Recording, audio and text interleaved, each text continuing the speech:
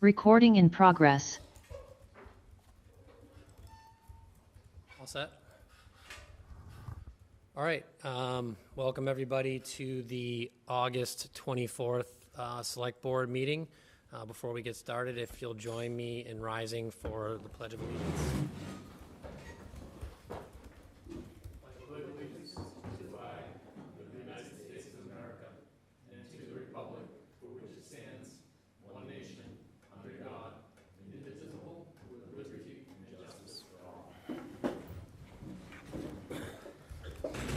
Thank you. So to start off, I'm going to go a little bit out of order, and we're going to skip public comment right now and go straight to some citizen citations that we have. There are a couple citations listed here. We're only doing ones for the Girl Scouts. Without further ado, we have very excited to have Amelia Crehan, Audrey, Hale, and Sara Paskievich here with us. We are providing them, we're awarding them with official citations of appreciation from the town for their work on a bronze award project that they did, an ocean pollution project of cleaning up Fisherman's Beach, and not just cleaning it up, but also educating the public and hopefully instilling some good citizenship for all residents to keep that beach clean. So I welcome you all here and would love to hear about your project. Why don't we grab that mic? If you want to come to this mic here and just let us know a little bit about the project and what you all did, that'd be great.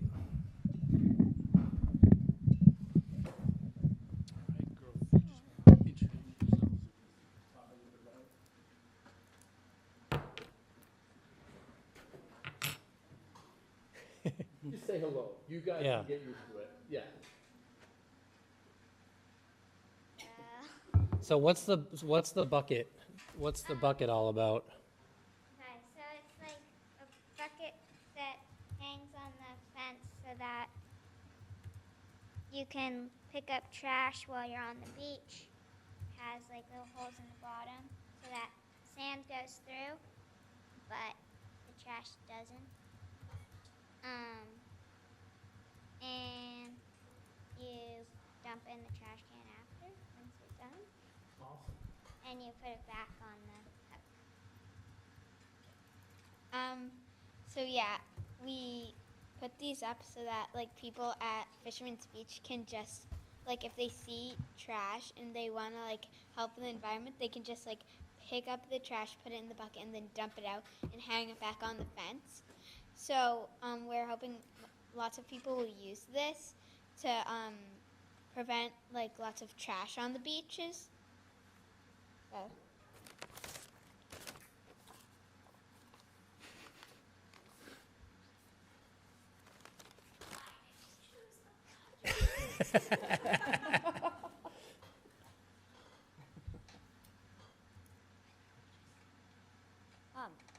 We chose to do this project because on the beach we would always see a bunch of trash just lying around, and we don't like seeing that, so we want it to be picked up and our beaches to be clean. Does it like kill animals and stuff? And where are the buckets on Fisherman's Beach so people know, like, where can they find them? There's like a fence near the little like entrance to the beach, and they're like on little bike block things. Like, put everything. Got it. And have you seen people using them at all this summer? Yeah, I think we did, right? Yeah, I've seen one, but in one of the ones that I saw it in, I saw a few people using it, and our friends actually said that they used it. So Wonderful. Where did you get the stickers? Where did we get the stickers? we ordered. Awesome. Of course. Great. I think it's such a great idea because we always do, like, you know, there's often sort of beach cleanup days and sort of one-off days where we're cleaning up certain areas of town, but the idea of sort of cleaning up the beach, but then, you know, having these buckets available and encouraging other people to think about it and to do it is a much more lasting way to think about it and to sort of pass it on. I think it's just such an awesome idea, and thank you guys for all the work that you did on this.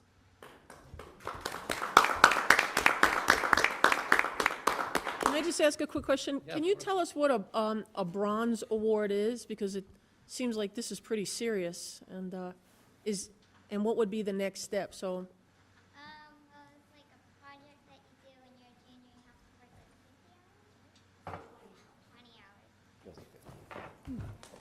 So yeah, you have to work like a certain amount of time on like a project, and like has to be able to continue for like a long time, like yes. so do you all come up with this idea, or do your parents give you the idea, or is this on your own? Do you come up with this on your own? Yeah, we all like come up with ideas on our own, and then like the whole troop splits into groups. Like whoever wants to do which project, we like split up into groups. Good for you. Ladies, I just want to thank you for making our town a better place to live and a cleaner place to enjoy. Certainly, our waterfront is paramount, and one of the reasons that a lot of us live here is to have enjoyable, clean waterfront. Just curious if there were plans to expand this concept, this idea, to other beaches in town. Good answer.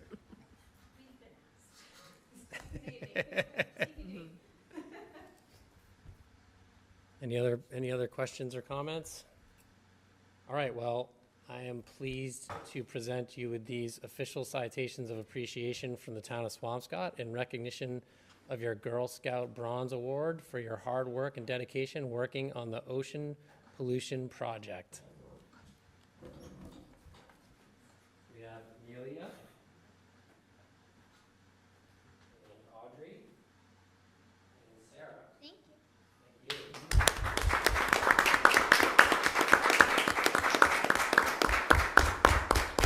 Yeah, so we'll just take like a 5-10 minute break and take a picture. Cool. All over those. All the matches. Guys have done quite a bit of work. Hold them up.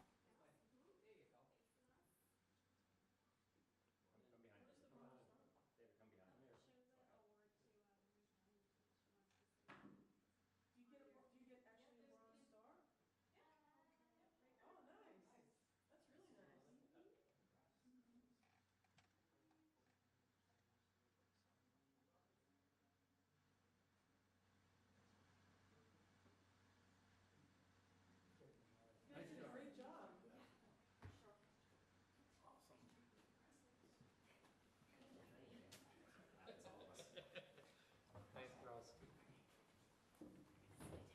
Thank you. Yep. Keep them coming. Hopefully this inspires them and. Great. Awesome. Thanks, Thank you Suzanne. so much. Have a Thanks, great ladies. What's that? I don't know. What did they finish today? I don't know. Not sure. No, but she just has other ones with other projects, I think. Got it. All right. So moving on, we're going to move to public comment. Before we move to public comment, I just want to remind people, public comment is an opportunity for members of the public to express their opinions as on items both on and off the official agenda. But public comment is not intended to be a discussion, debate, or dialogue between or among the select board and residents. Before taking public comment, I'd like to go over some of the guidelines and expectations. Before speaking, we ask that individuals state their name, address, and if known, voter precinct. Comments will be limited to 3 minutes per speaker, and the public comment period will be no longer than 15 minutes. Commenters should direct their comments to the chair. If commenters wish to speak about personnel matters, we ask that they reach out to the town administrator outside of the public meeting. Remarks should be respectful and courteous, and speakers should refrain from attacking or disparaging any individuals or groups, including town staff, the select board, and other boards and committees. Absent a need for clarification or extraordinary circumstances, neither the select board nor staff will respond to public comment. If there is a response, it will be communicated in a professional, respectful, and courteous manner.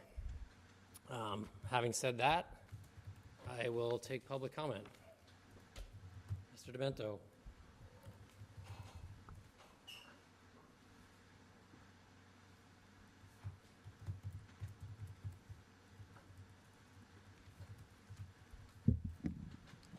Thank you, Mr. Chairman. William Demento, 1008 Paradise Road, Town Meeting Member, Precinct 6. Tonight I have two comments. The first is a demand for a public apology from this board for the violation of the public trust when you voted to spend $358,750 in American Rescue Plan dollars, claiming the money is to be a reward for employees for service above and beyond normal duties. I did listen to the tape of the Selectmen's meeting where the grant was made for non-union employees.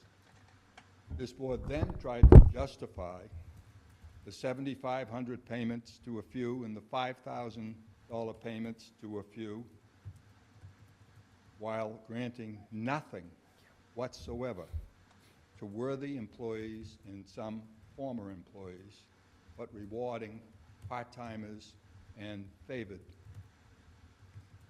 public employees, former public employees. It was wrong, and you know it was wrong.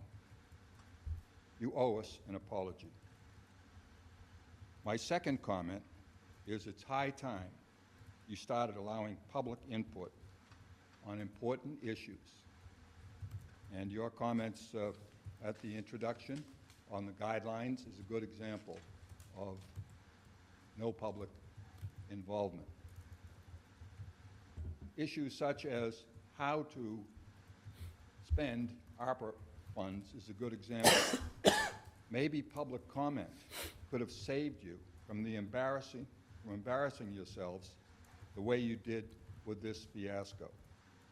Not one of the five of you have apologized to the public for the mistake you made in the inequitable distribution of this money, claiming it was premium pay. On this sheet provided from a public relations request that took beyond the 10 days for me to get, the word premium pay is not on there. CBA, meaning collective bargaining payment agreements, is all over it. And selectmen's votes. It's wrong. And the public could have saved you from this embarrassment. Thank you. Thank you, Mr. Bento. Any other public comment? If people have public comment that I meant to mention at the beginning, if people have public comment who are watching on Zoom, they can email public comment to me at nduffy, D-U-F-F-Y, at swampscottma.gov, and you can also raise your hand on Zoom. I don't see any hands raised and not seeing anything in my email. So with that, we're going to move on to some committee appointments and reappointments that we have. In your packet, you have some recommended appointments and reappointments for, I believe, the Commission on Disability, Conservation Commission, Hadley Reuse Advisory, Historic District Commission, Open Space and Recreation, Recreation Commission, Renewable Energy, Traffic Study Advisory Committee, and Zoning Board of Appeals. I suggest maybe we page through these one at a time and then people can comment as we go. Does that work for everyone? So, Commission on Disability. So I would like to move to table this until we, two things. Number one is, I think we should have a discussion about the size of this committee. And number two, I think we need to review the Mass General Law that establishes the regulations on who should be on this committee. I think from what I looked at early this morning is we need to have the majority of people have to have a disability.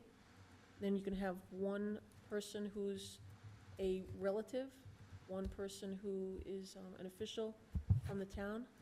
So I think with that, what we might want to do is reduce this committee and just have a discussion about reducing it. Is it a good idea, bad idea, whatever? But right now, I don't know if all of these applicants actually fit into that ratio.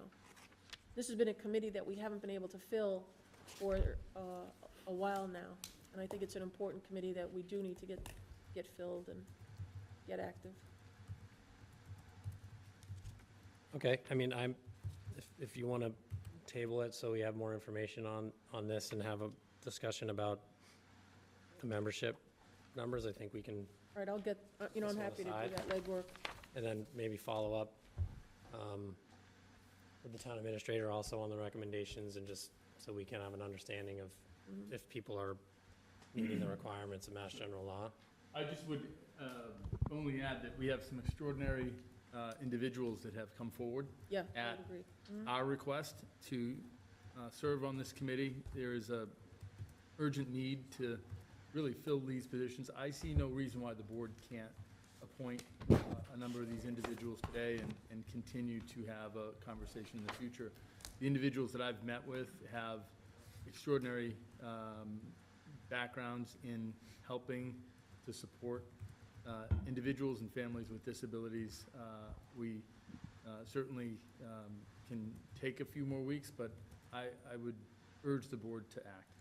I think the goal, what I'm looking at here is, there's two things. One is, should we have a disability commission, or is there a possibility we should have a disability committee? I think I don't have an answer here. I'm just saying, Sure. if we had a disability committee, then could we have, are we not as restricted? We could have more people. The reason why I'm saying maybe we should consider reducing the numbers is because we would have better opportunities to have a quorum. And if we were to go ahead and appoint everyone here, the question is, you have 1, 2, 3, 4, you have 5 individuals, so that would be the majority, and do these individuals actually comply with that Mass General Law? So I just think it's something we just need to take a peek at.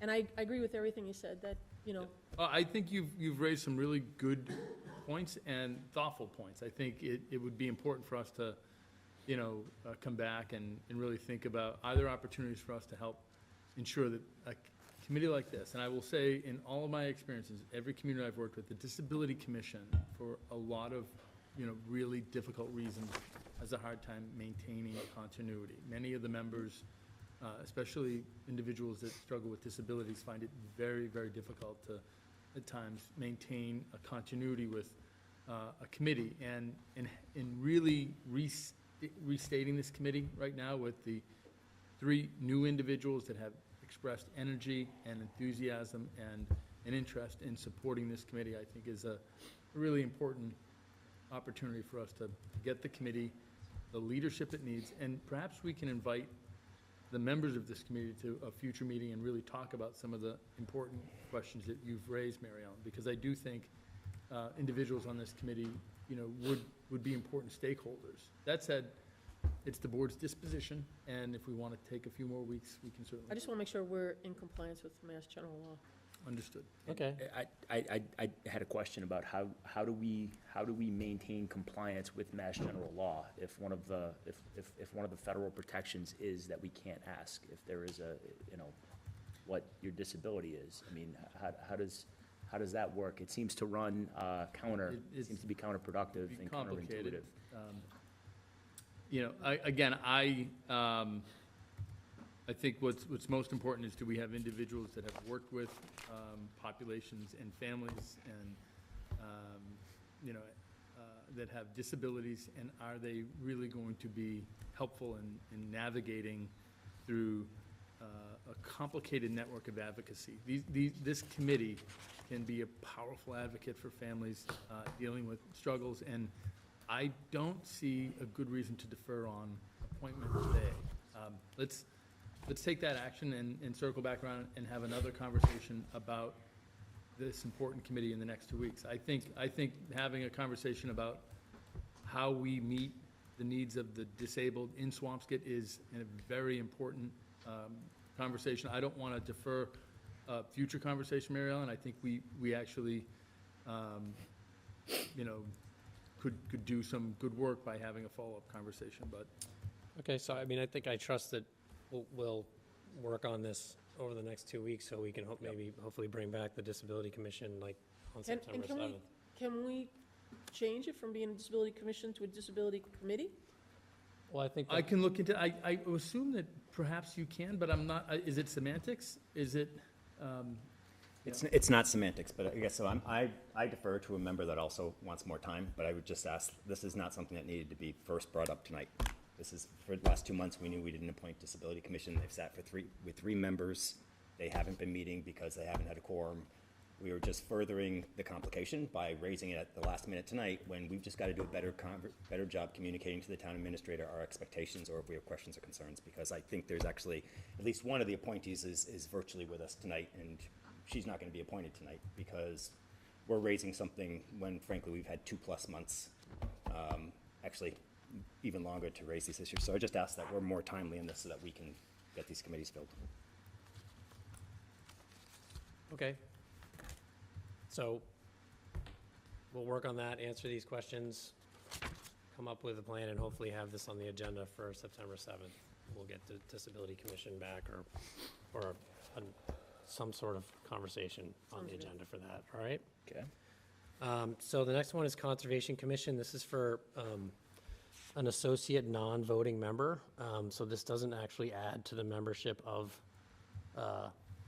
the Conservation Commission. It's Molly O'Connell, who was the senior planner, is interested in working with the Conservation Commission, and on the recommendation of Tony Abrandowitz, she's asked that Molly be appointed as an associate non-voting member.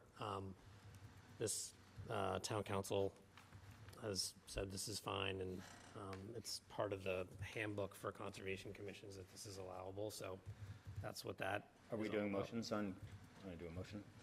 So I do a motion to appoint. Sure. If that's okay. Yeah. Molly O'Connell for a 3-year term as an associate non-voting member. Second. Second, all those in favor?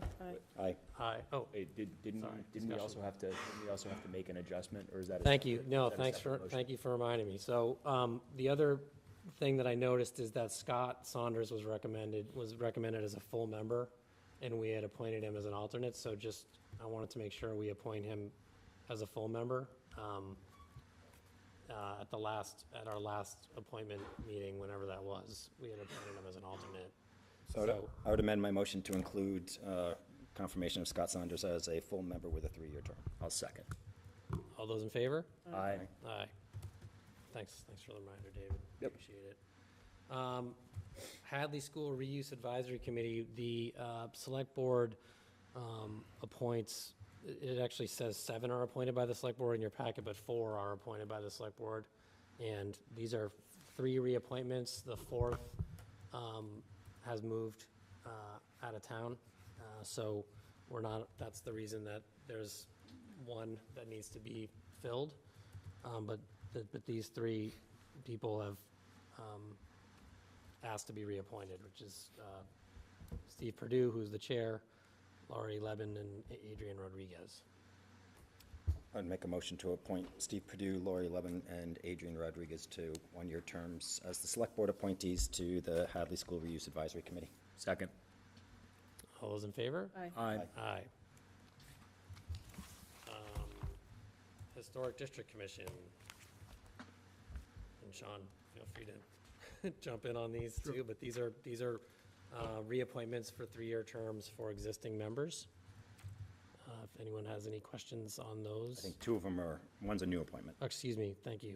New appointment and 2 reappointments. I certainly, would recommend, I think we have some really talented individuals on this committee, and Stacy Reeling is somebody that really has shown a real interest in historical preservation and supporting the work of the committee. So I do have a question. First, Stacy Reeling actually applied to be on this committee in 2020. and, which I think is great. And I looked at her resume, and she seems great. And I'm definitely going to vote yes here. But I do have a question as far as what the process is, because as you look at different committees, you have lists of people, 10, 15, 19 people have applied, and, you know, how are they all being vetted and interviewed and things like that? I just Yep. want an update So on what the process typically, is. the chair of the committees are notified, and we'll look at the number of people that apply for various committees and work with the committee chair to find individuals that seem to be well-suited for the role. Certainly, I've met with a number of candidates and suggested that they serve on other committees. After a review of their resume, I've seen some individuals that have backgrounds in health that I've suggested look at our Board of Health, some individuals that have background in earth sciences that I've looked at as possible, you know, members of our earth removal committee. So there's always an opportunity to kind of see where, you know, we best could utilize somebody's talents and strengths. Thank you. Any other questions, or do I have a motion for Historic District Commission? Motion to appoint Richard Smith, Jer Germa, and Stacy Reeling to 3-year terms on the Historic District Commission. Second. All right, any more discussion? All those in favor? Aye. Aye. Open Space and Recreation Committee, one new appointment. Stephen Banks. Yeah, Steve is. Stephen's here. Stephen, I welcome you to come down and say a few words if you'd like, but don't feel obligated. Do it. I mean, you came all this way. Peer pressure wins that.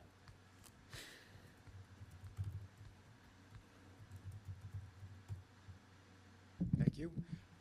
I'm just, would like to be part of making this community better. This is my home. I've been in my home for 18 years, and I don't know, being for many more years. And you're part of the problem, you're part of the solution. So I'd rather be on the solution side of that. Great. I had a chance to meet with Steve yesterday, and frankly, you know, was impressed with his passion, but also his commitment to service. I think Steve would, you know, provide some extraordinary support for this committee and continue to energize some of the work around our open space and recreation programs. Mr. Chairman, I'm happy to make a motion, but before I do, I just gotta, and same for so many of these volunteers, there are doers and there's complainers. And Steve Banks is a doer, and you see him all over the place. And the funny thing about doers and complainers, you know who are the complainers and who are the doers. And I love the doers that show up and put their name out there, and you, no doubt, see things that need to be made better, and your way of fixing them is not to complain about them, but to show up and say, I'm willing to invest my time and my skill set. And you are busy, you have a lot of things going on with your family and professionally, and same with the other volunteers. So with that, I'm happy. If we could do like a forever term, I would, for Steve Banks, but a 3-year term on the Open Space and Recreation Committee for Stephen Banks. Second. Any more discussion? All those in favor? Aye. Aye. Thank you. Thanks, you, Steve. Steve. Thanks, Stephen. Thanks for coming. Recreation Commission, we have one appointment, Jacob Simon. I should be watching. I don't see him I don't- attendee either. I don't know if he's going to join tonight.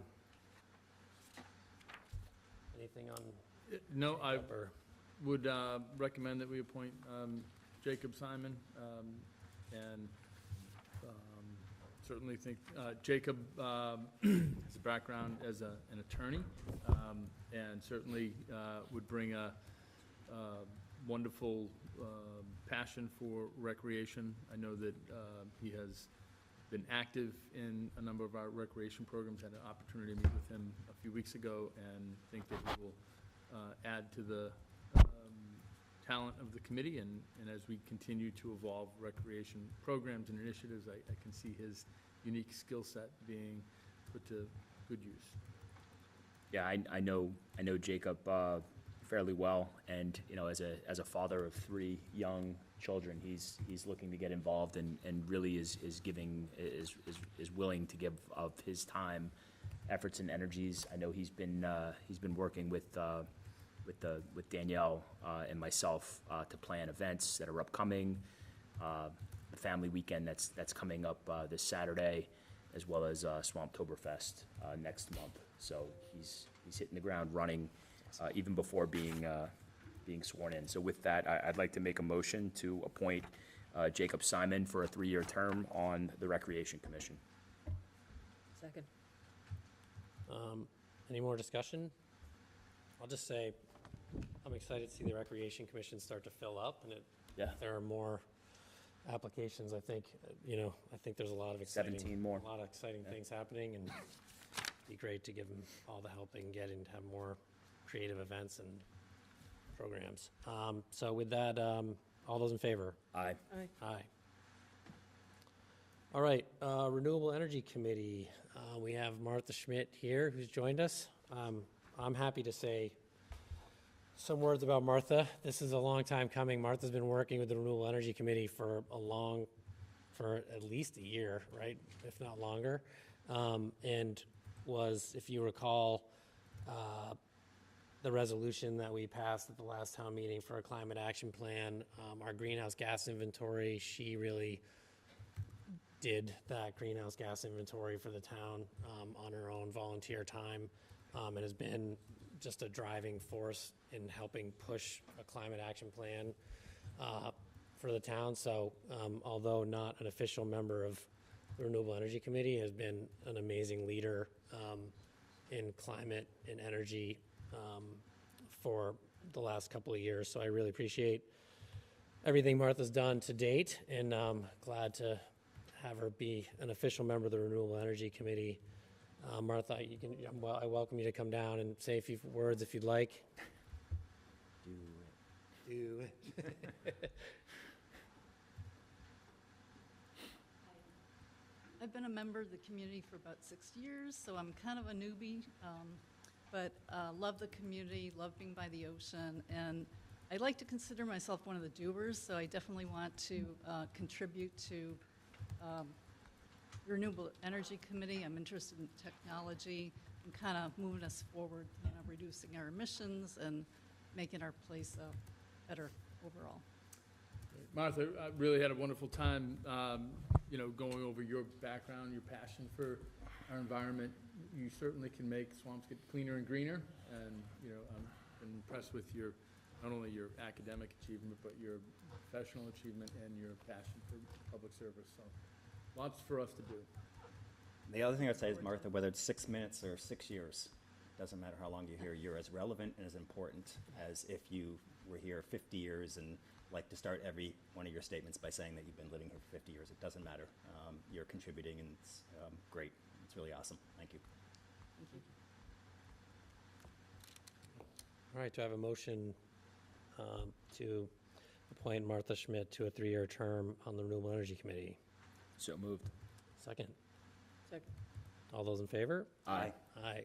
Thanks, Martha. Thanks, Martha. Thank you. Traffic Study Advisory Committee.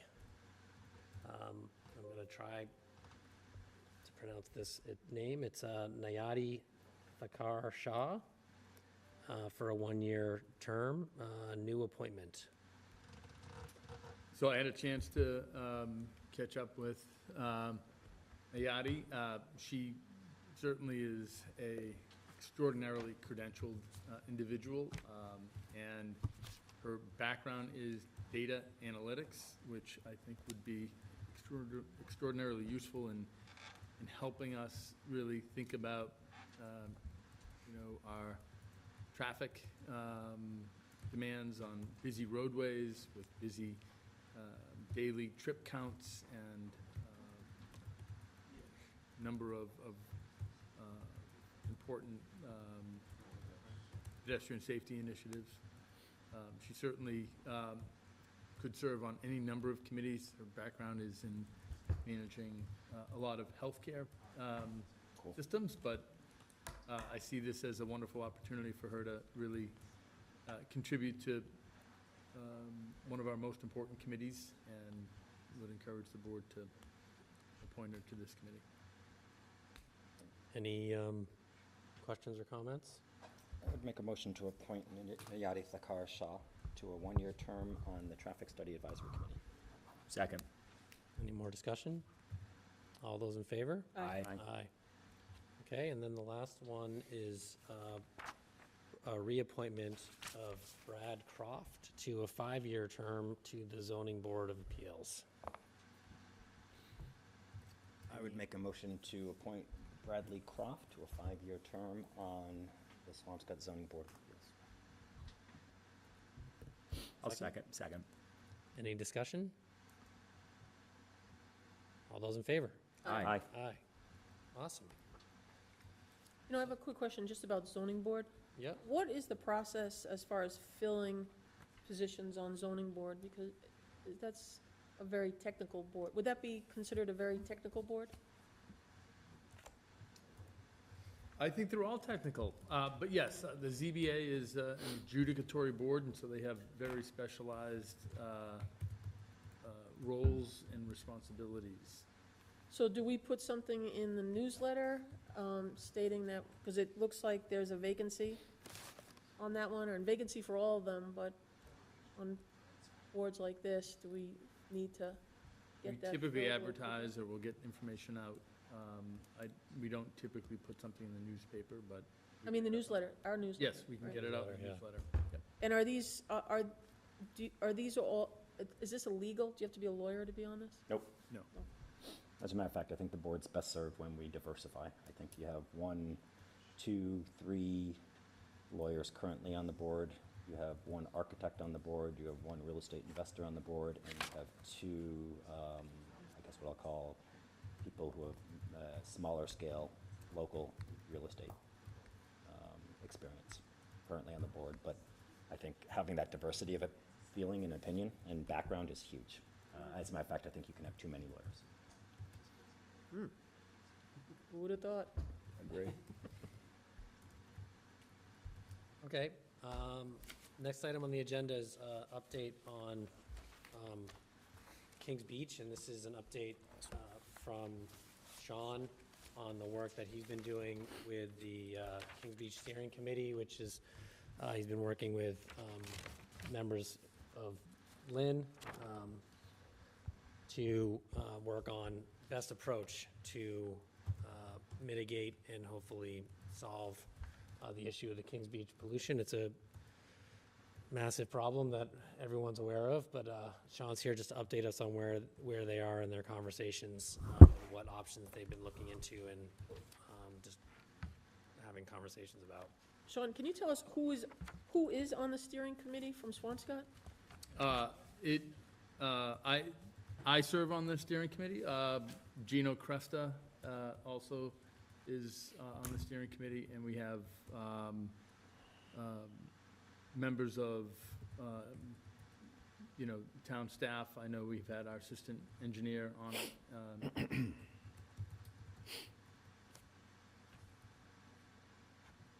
So Diane, could you pull up that presentation?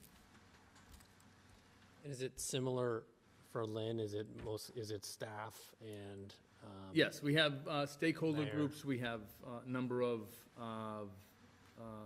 That's not the one he's looking for. yeah, that's, nope. Not the one. You had it a second ago. Just go back to where you were. Right there? No, close that out. We have a number of stakeholder groups Close that Close it. include members from Massachusetts Department of Environmental open yet Protection. We've had Wait. representatives from Congressman Moulton's office, and we've had also members of our legislative delegation as part of the stakeholder group. So it's a pretty broad That's the wrong presentation. group of stakeholders. Presentation. I've helped to lead a team of, Diane, I sent it to you just Okay. Yeah, I have it, Sean. Yeah, I'll figure it out.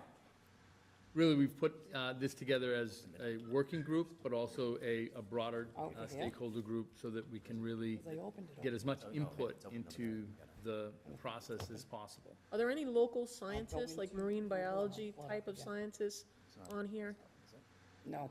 We Okay, don't. on the desk. We don't have marine biologists, but we do work, we have worked with Yeah, log in. a number of state agencies that have marine biologists. This was really put together as a task force to really look at a few of the alternatives so that we can move as nimbly as possible to work with our state and federal officials to seek funding to resolve the impairment to that Yeah, beach. thank you. So we've had to kind of balance a little bit of the process with a timeline that really can help us work with some very, opportune situations that are happening on a state and national level with funding. And is Kleinfelter Is it showing now? the engineering firm? Are they They are. involved in Says I this in am. terms of providing technical information? Oh, there it is. Sorry. So- Is this like all part of your presentation? It is. Kleinfelder is the engineer that we've engaged to look at this alternative analysis. I have previously, put together a presentation that kind of goes over the initial kind of framework of the committees and the role of the stakeholders. So if we can just advance the slide, Diane.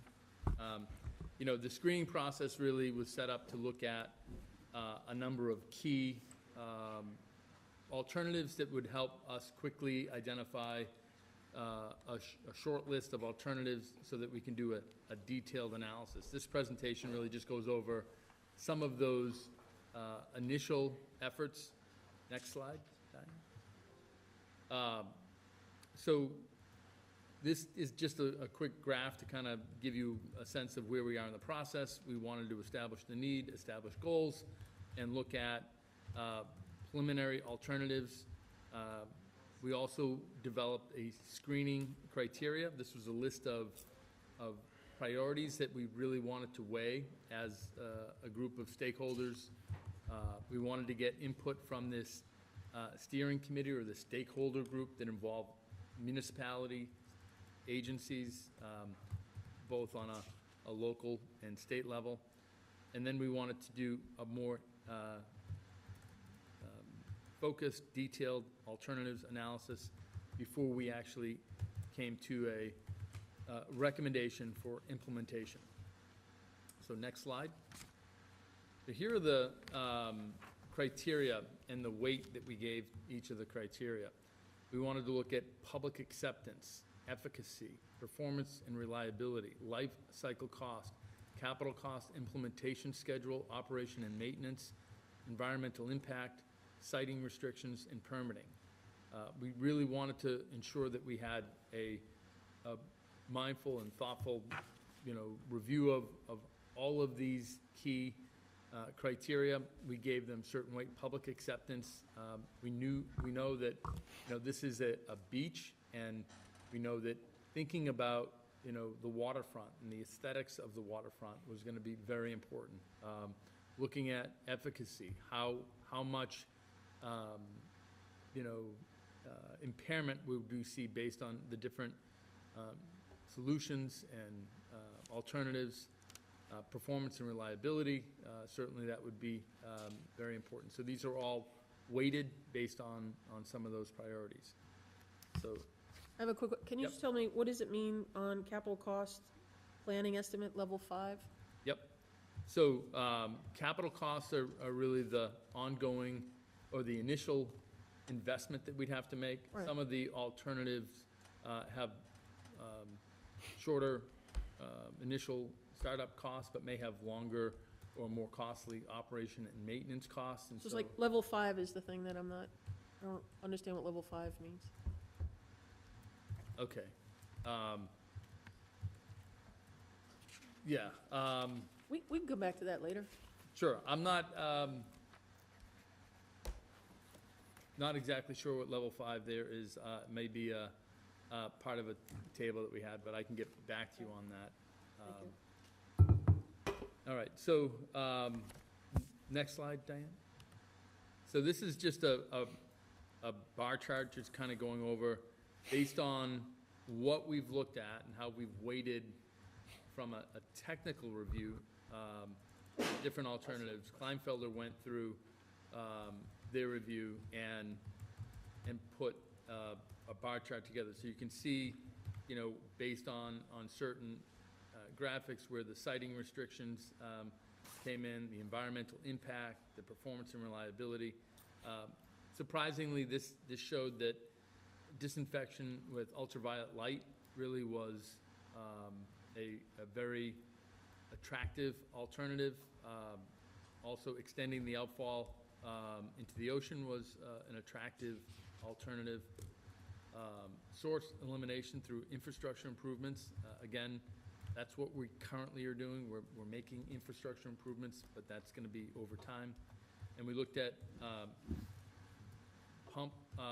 pumping dry weather base flow back to the Lynn Water and Sewer Commission treatment plant.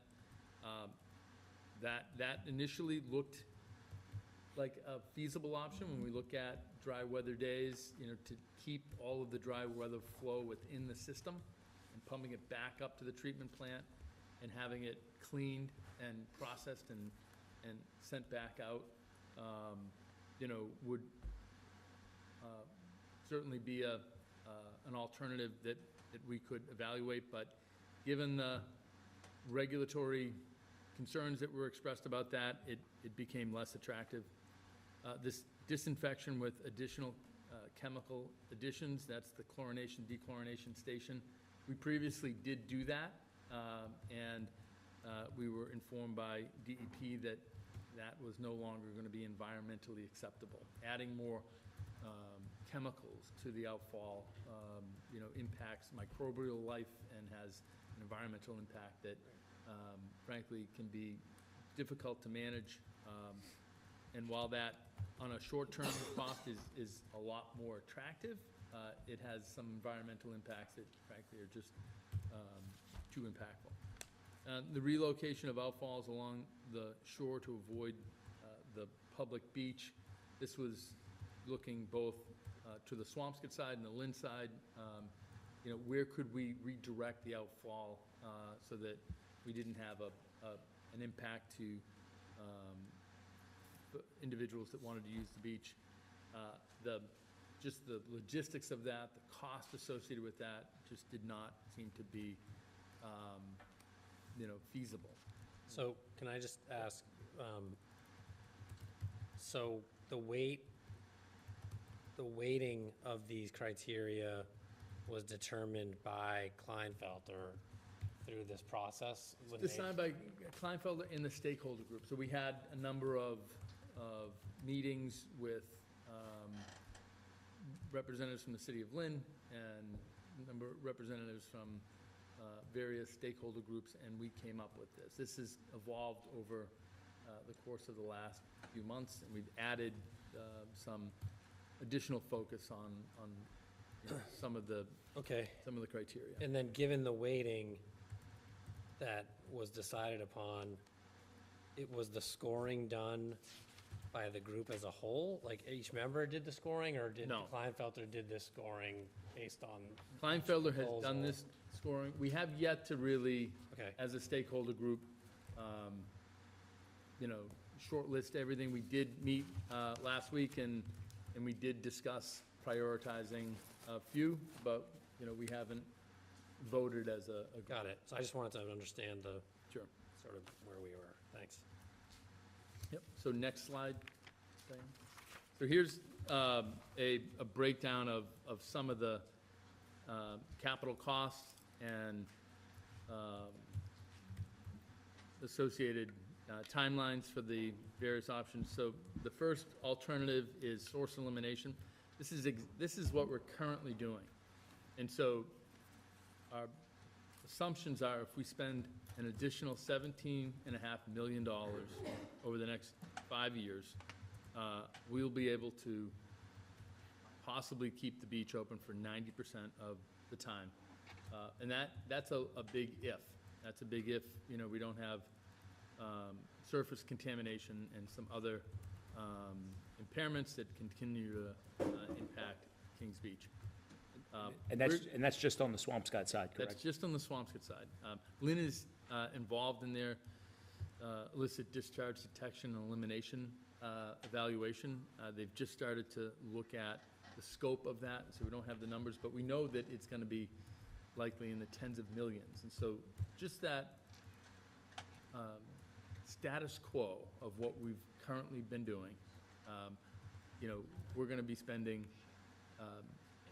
$20 million plus as a region to try to mitigate impairments to Kings Beach. And again, this is 5 to 10 years worth of ongoing efforts. We've made it clear to the regulatory agencies, both on a state and federal level, that we'll continue to work through a status of good repair to maintain our pipes, but it's going to take too long for us to try to continue to just use that as the only strategy to help address the impairment to that beach. We've looked at that pumping dry weather flow to Lynn Water and Sewer. The capital costs associated with that, just the infrastructure needed to make that investment would be about $14,300,000. It might take 2.5 years to do that. It would essentially give us 90% of the utility of the beach. We've striken that through based on some of the recommendations from the design committee. Chemical disinfection, capital costs are $7.4 million for the infrastructure, for the buildings, for the chemical and treatment systems. Roughly 3.3 years. The fourth alternative was UV disinfection. That's $11.4 million. Timeline for implementation is about 3.1 years with a 90% keeping the beach open. Extending the outfall would be about a $40 million project. That would take about 6.3 years. Mostly that additional time is the regulatory timeline associated with permitting.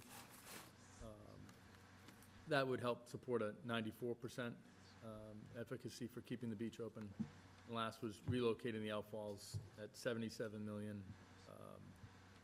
That would be about 5.8 years. And so as we've looked at these alternatives, we've ranked the UV disinfection, extending the outfall. And actually, at our last meeting, Senator Crichton and stakeholders from Lynn Water and Sewer asked us to keep the chemical disinfection open for all continued analysis. And so as a group, we agreed that we would keep that chemical disinfection open. We heard recently that the state regulatory agencies may be open to a short-term use of some chemicals to help ensure that we address the impairment to the outfall.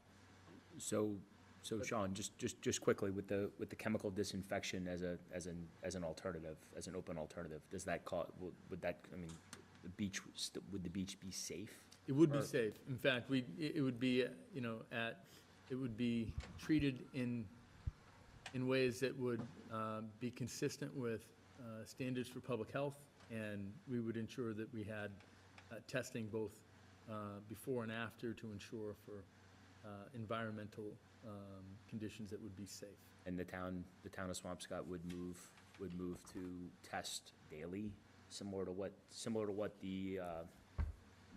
the city of Lynn does, or combine our testing protocols. Yes, I think at some future point, I think the goal will be to have this fall under DCR, Department of Conservation and Recreation. It's a beach that really is managed by the Department of Conservation and Recreation, and we'd like to have further conversations about just having one agency be responsible for that testing. Got it. And can you remind us what the town of Swampscott has spent to date under the consent decree for the first several phases? We've spent, just over the last 5 years, we've spent close to $5 million, but over the last 15 years, it's been close to 16 million. So the town has spent millions. We will continue to spend millions, and all of those dollars will get us no closer to seeing that beach cleaner in the next few years. It's gonna take a long, long time, and there's still no promise that we're gonna have a beach that won't see significant impairment based on one faulty pipe, one cracked pipe can load that beach with millions of impacts from bacteria, and that it just takes a small amount of bacteria to close that beach down. So this really, we need a solution that can really help us address, some of the huge issues that we have with our infrastructure. Most of the pipes in and around the Kings Beach area are made out of clay, and they're cracked, and they require significant capital maintenance, and I just don't think, without a major investment from the state or federal government, we're gonna see that beach brought back to productive reuse. Do you have numbers of, are there any projected numbers of how many people would actually, or could actually use that beach on a daily basis? I mean, it's a huge beach. I don't, know. I I mean, but they haven't run any numbers, just saying what, no, I haven't heard any, but I do know that back, at the turn of the century, I was told that beach was one of the most popular beaches, in the region. And certainly on a beautiful day, you might see a handful of people on the beach, but it's not a well-utilized beach. And I think because it's closed almost the whole time. It's so bad. I know, yep. And so, it's hard to, I'm sure we could probably get some estimate of what that beach would be like if it were, I just think those numbers would be helpful in trying to get more funding, just showing the amount of people that are missing out on access to that beach. Yeah, for me, when you look at the population in the region, that's a state, most of that beach is a state beach. And to me, when you look at an asset of the Commonwealth and think, oh, wow, that's impaired, and you have, a region of hundreds of thousands of people that, could enjoy a beautiful historic resource area like that, it's frustrating. But, I do think it's important for us to just recognize Senator Crichton, Representative Ehrlich, and Congressman Moulton all have worked diligently. I know Mayor Nicholson and Mayor McGee have been advocating forcefully that we get the state and federal funding that we need to help support the remediation of the environmental impact of that beach. We've received $5 million over the last 6 months to help begin this effort. And these alternatives are some of the best ideas that we have been able to identify. We have one of the best engineering companies and best teams working on this.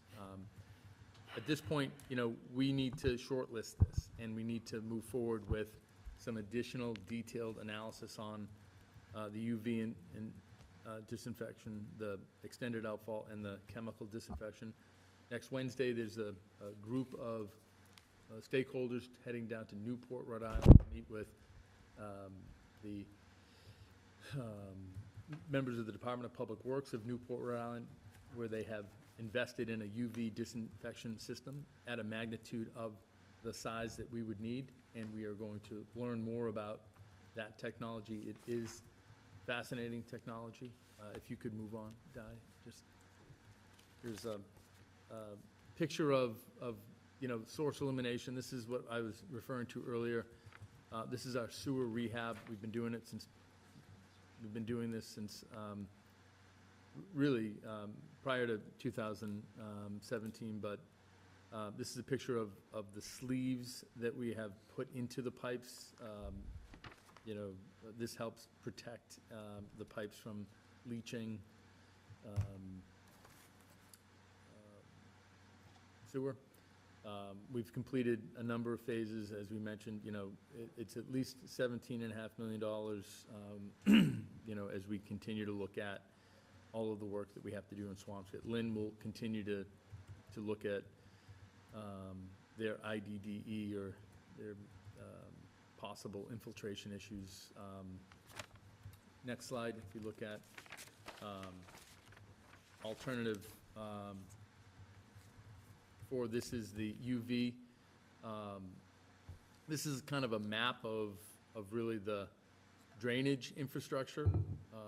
There's an abandoned culvert between Lynn and Salem on Eastern Ave that we would likely need to reutilize, and we'd need to look at properties both within Swampscott along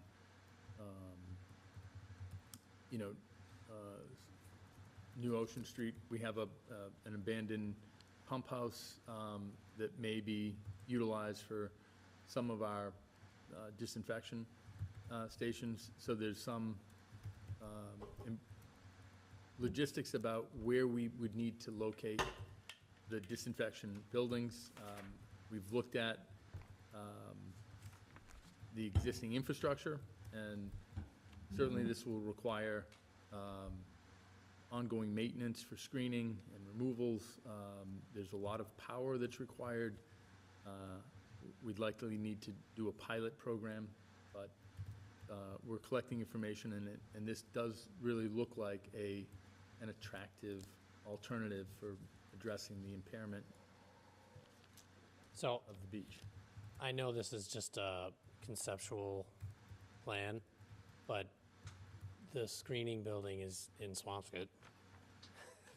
Is that sort of, would it have to be in this area, or is this just one idea? Like, how conceptual is this? That's one question. And then, big picture conceptual. This is just to give you a familiarity with, some of the alternatives. And no, is that spot right there where the abandoned pump house is that you talked about? Okay. And so there may be some other alternatives that we look at as we try to define the feasibility. But this is even, this isn't even really feasibility. This is, we're doing concepts right now. Sure. We're trying to get a sense of, if we were to move towards this alternative, would it be feasible? Right now it's a concept.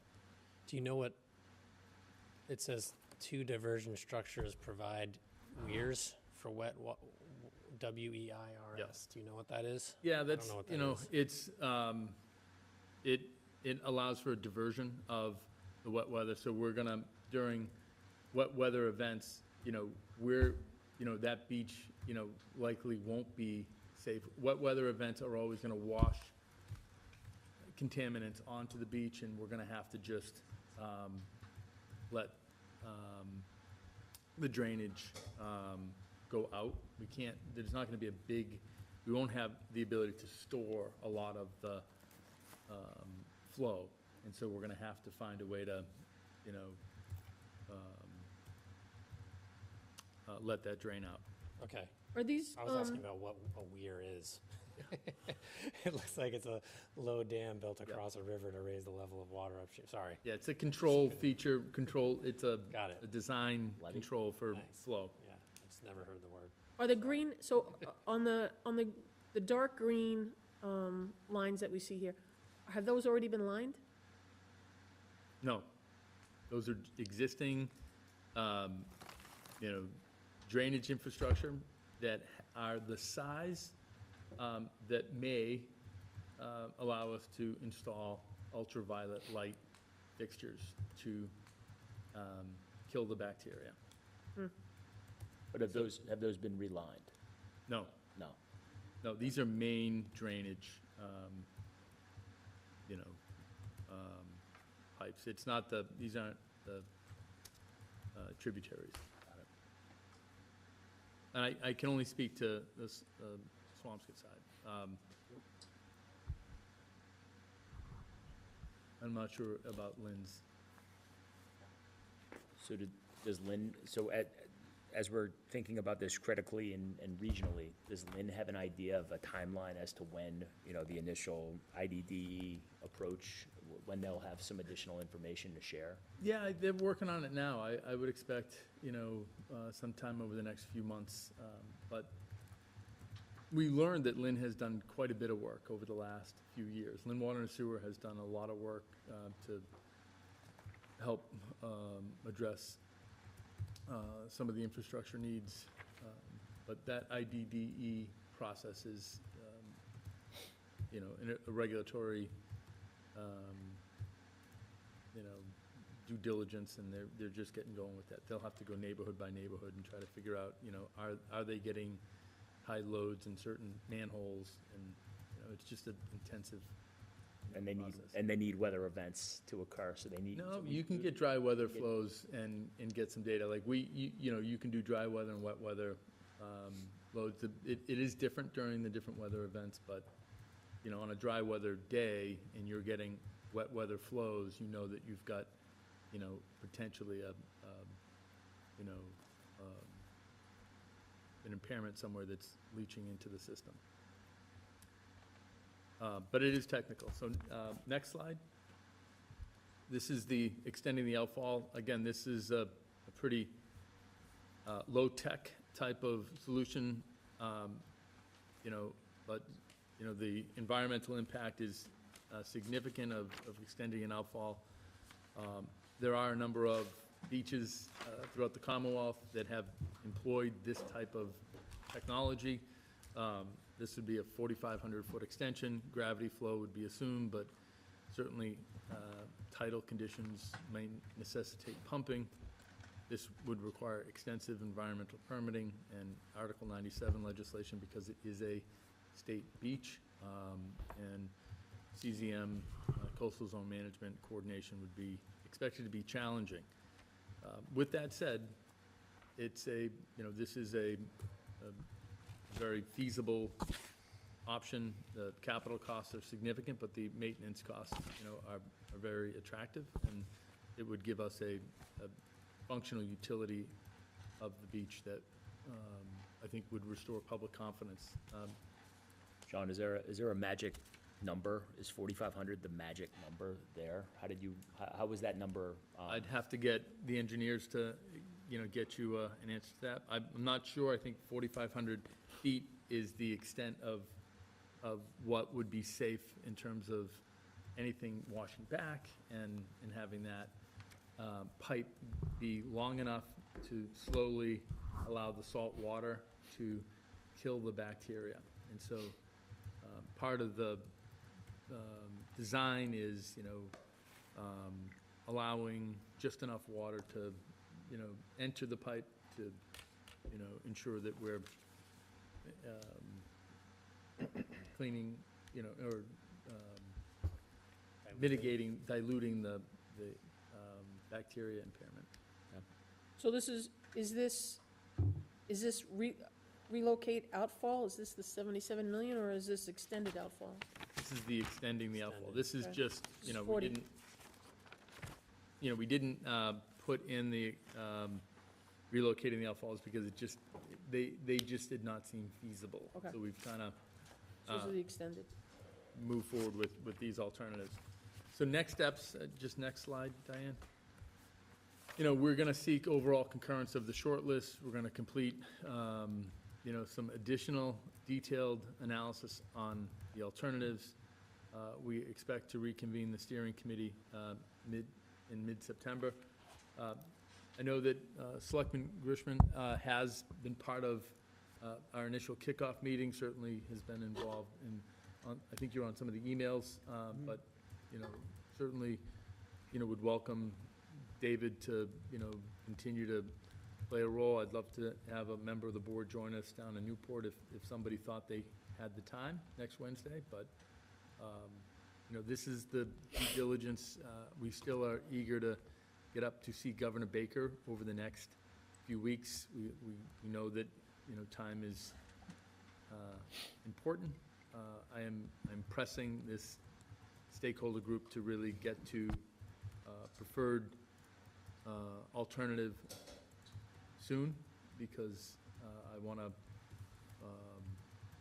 seek the governor's support for additional investments that would help us bring that beach back to productive use. So I'd like to chime in on a couple of things. I appreciate that we keep using the word beach, but we should just really use the word coastline. The beach is secondary to it being coastline, and I appreciate that we're thinking about how many people would use the beach, but even if no one could use the beach, it's an environmental and public health like problem. And so I want to encourage us to not be afraid of big ticket items because they're big ticket items. If we can do the outfall, and I appreciate we're saying beach days opens, but really that's about bacteria count, right? We've humanized it by calling it beach days, but it's really bacteria count, right? Which is about health and safety and environmental issues. And so from my perspective, I think we can keep calling it beach days, but it's really, this is an environmental need, right? And so I don't know anything more about the outfall than what you've presented tonight, but I don't want us to be scared by the dollars. We have a partner in Lynn, and we're gonna have stakeholders beyond Swampscott and Lynn helping us with this. And to be able to forever handle this problem and do it in an environmentally sensitive way, and I appreciate there's a lot of environmental permitting. That doesn't mean it's a bad environmental project. It just means that we have to be sensitive because of what it entails doing. But I just want to make sure that we're being open to it and we're not saying, hey, we want to try and do it cheaper.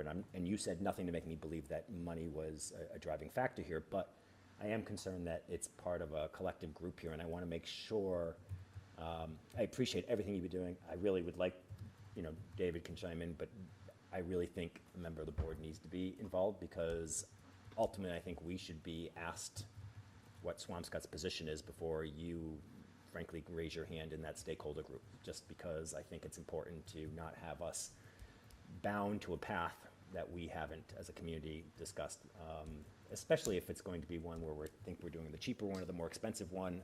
I think that this is, relatively speaking, the cost differential for the magnitude of what this is and the longevity and the public health and environmental issues, it's de minimis. Again, big, but de minimis long-term in terms of what we need to be doing once you take in consideration maintenance and everything else. So I'm really grateful you have on your own kept this going. Like truly, we haven't talked about this in a while, and with the mayor and keep driving the stakeholders, which is really great. So I'm really grateful. Yeah, I appreciate those points. I will tell you, I have said many times in these stakeholder meetings with legislators and on the local and state, federal level, the order of magnitude of building an elementary school is larger than anything we're talking here.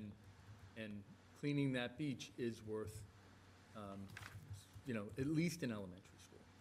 When we think about the local and state and federal resource area that we are seeking to protect. And I agree that it's not beach days. It is just simply our civic responsibility on a local, state, and federal level. And part of the, I think, responsibility we bear as a generation is not to kick this can, not to think that we can escape some level of responsibility for how the infrastructure is impairing this resource area. And it's not,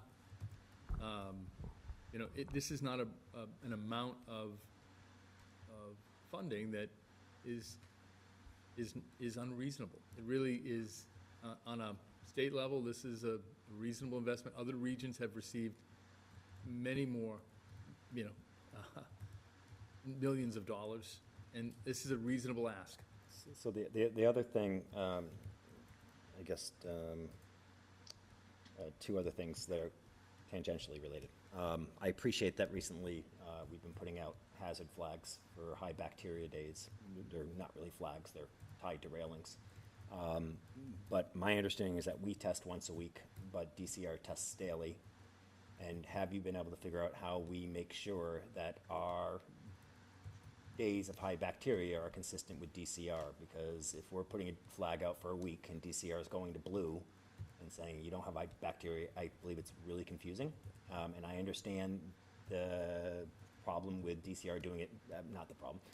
The challenge that's created by the fact that we do testing on a different timeline than the DCR, and frankly, the right answer isn't DCR doing less testing. The right answer is us joining DCR, frankly, as to Kings Beach, and see if we can work something out with DCR to be doing that and making sure that our tidal flags, frankly, I would appreciate them being flags. People should not have to be walking on the sidewalk to see them. They should be flags just like DCR does.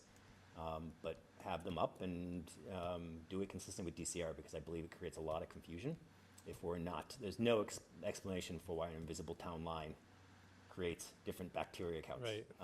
It doesn't, right? So I just want to make sure, again, I appreciate that we're putting them up, and a huge step forward, so that was really great. If we can just figure out the testing, and We, as of 2 weeks ago, we've been using DCR's daily test. We did have a discussion about, the town we are required to test, but we have decided to use DCR's test to just avoid that confusion. It's Great. not fair for people that would travel regionally. It's not fair for people to look at that and think, what is this, North and South Korea? Is there something different going on here? We are part of the same region, and we should use the same standard of care that the Department of Conservation and Recreation uses. great. So if you can just work with Gino or someone on an easy enough way that when there are bad days and when there's good days, there should be blue flags. I mean, we should just be adopting a similar pattern of what DCR does all the way to Swampscott. And then the second thing, which is very tangential, but recently I think there was a rescue of individuals who got into the outfall opening because it's not screened. And I have never understood why it's not secure. And the fact that it doesn't happen more often, that there are people. Right. It just feels to me that that's a fundamental public safety issue, and that between DCR and us, we should be able to secure that. There may be reasons for access, a whole bunch of things. I don't know any of it, but I do know not having anything over them is...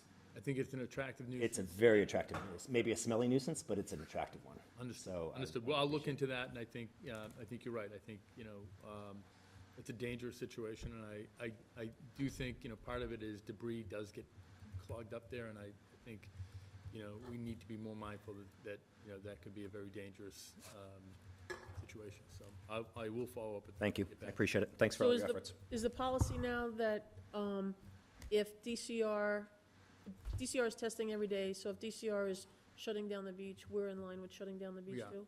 Yes. Because that was brought up at the last Board of Health meeting, and there was a little bit of confusion. I think we're crystal clear at this point. Great. And so this will be your meeting back, it said, in mid-September with the steering committee, so this will be back to us at some point, Will. probably this fall. Yeah, it's my expectation, and again, to Peter's point, this isn't a unilateral decision that I'd be looking to make. I'd be looking to seek the board's consensus on, the most preferable solution. I'd like to, at the next meeting, invite Kleinfelder to come back with Gino Cresta and, talk to the board in more detail about, where we are and what we're looking to do in terms of our state and federal advocacy. Thanks, Sean. Thanks for all that work. There is a hand raise that I am willing to take on this. It's Christopher James. Hello, can you hear me? Yep. Hi, Christopher. If you can just let us know name and address, and I'm assuming you're raising your hand to comment on this Kings Beach conversation. Yeah, just real quick. How much time do I have? Just a couple minutes. Okay. So I'm from 100 Vantage Terrace in Swampscott. I live near Kings Beach. I walk there pretty much every day. I started an organization called Essex County Cleanups. We're doing a, clean up the beach on September 10th, 4 p.m. to 6 p.m. But I wanted to comment on some of the things that were said today. Specifically, has rapid irrigation beds been looked into? Because that's something I think that would be helpful, or any alternative method rather than using, excuse me, rather than using something that we're just gonna, kind of be we're going to be having this conversation again in, a couple of years or something like that, like any more sustainable methods. I'm just wondering if they've been looked into. Also, who specifically is on the steering committee? Is there any, do you have any organizations from the community? Because I know there's a Facebook group called Save Kings Beach. There's us, which is Essex County Cleanups. There's like a whole bunch of organizations. So I was just curious, specifically, I'm new to the area, so I didn't know like specifically who was involved. And then the other thing, hold on. There was a lot of points I had, but I don't know if I could really remember them all.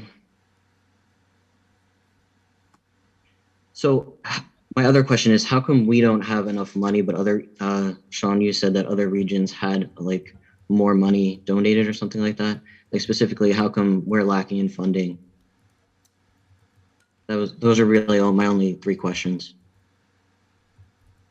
Can I ask what a rapid irrigation bed is? Yeah, so a rapid irrigation bed would basically, so instead of using the pipes like we're using now, we would basically just close off that sector where the outfall is coming, and we would use a rapid irrigation bed instead, which naturally cleanses the water. I'm not sure how much they cost, but I know it would be more sustainable than the pipes that we're using.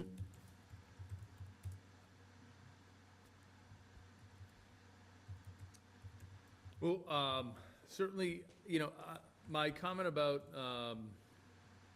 other regions, Swampscott,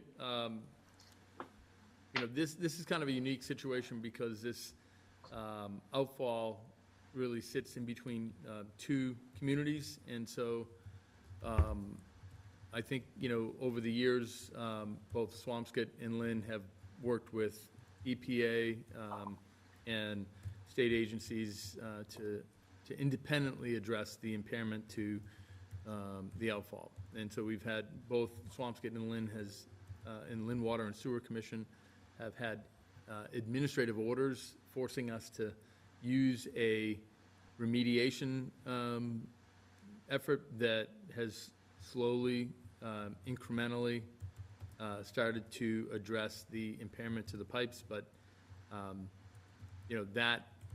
that process is going to take many, many more years, and I think it's unfair that this generation frankly doesn't get that broader state and federal investment. Other regions have been able to work more successfully with their legislative delegation and with state and federal agencies to get these types of major capital investments to help address the impairment.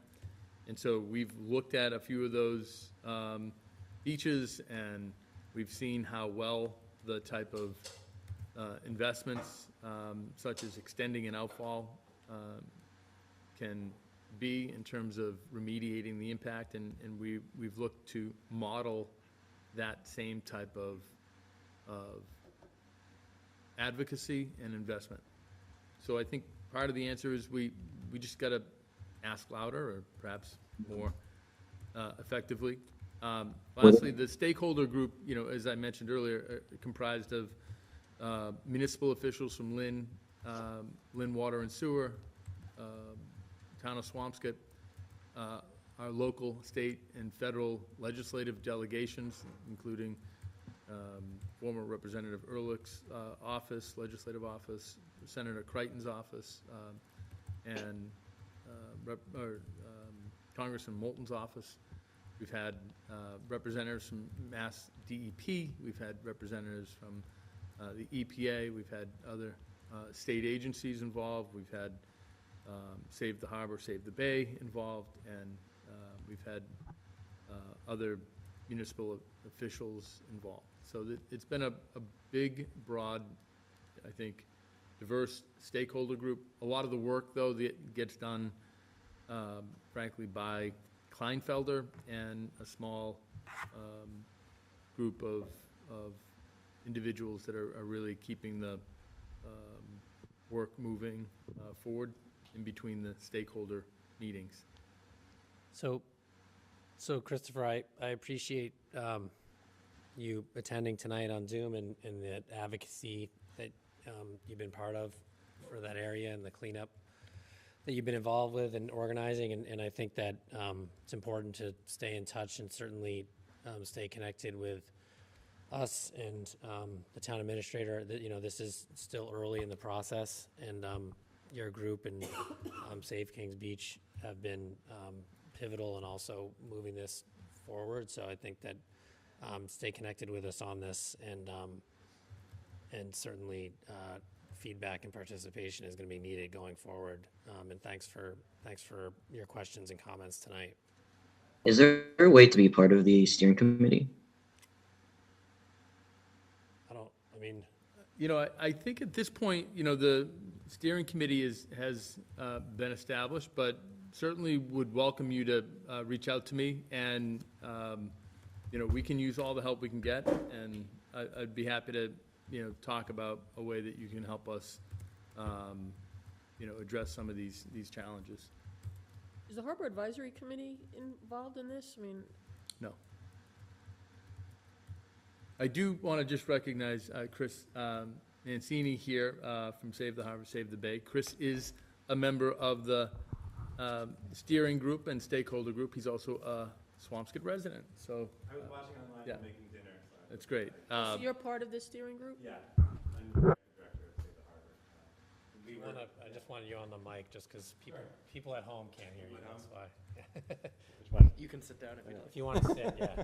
Thanks for coming. Yeah, absolutely. No, I was looking forward to it, and I just wanted to make sure I was here to thank the town manager for all your advocacy in these steering committee meetings. We've seen from where I've been at Save the Harbor 6 years, but, you know, followed the outfall situation.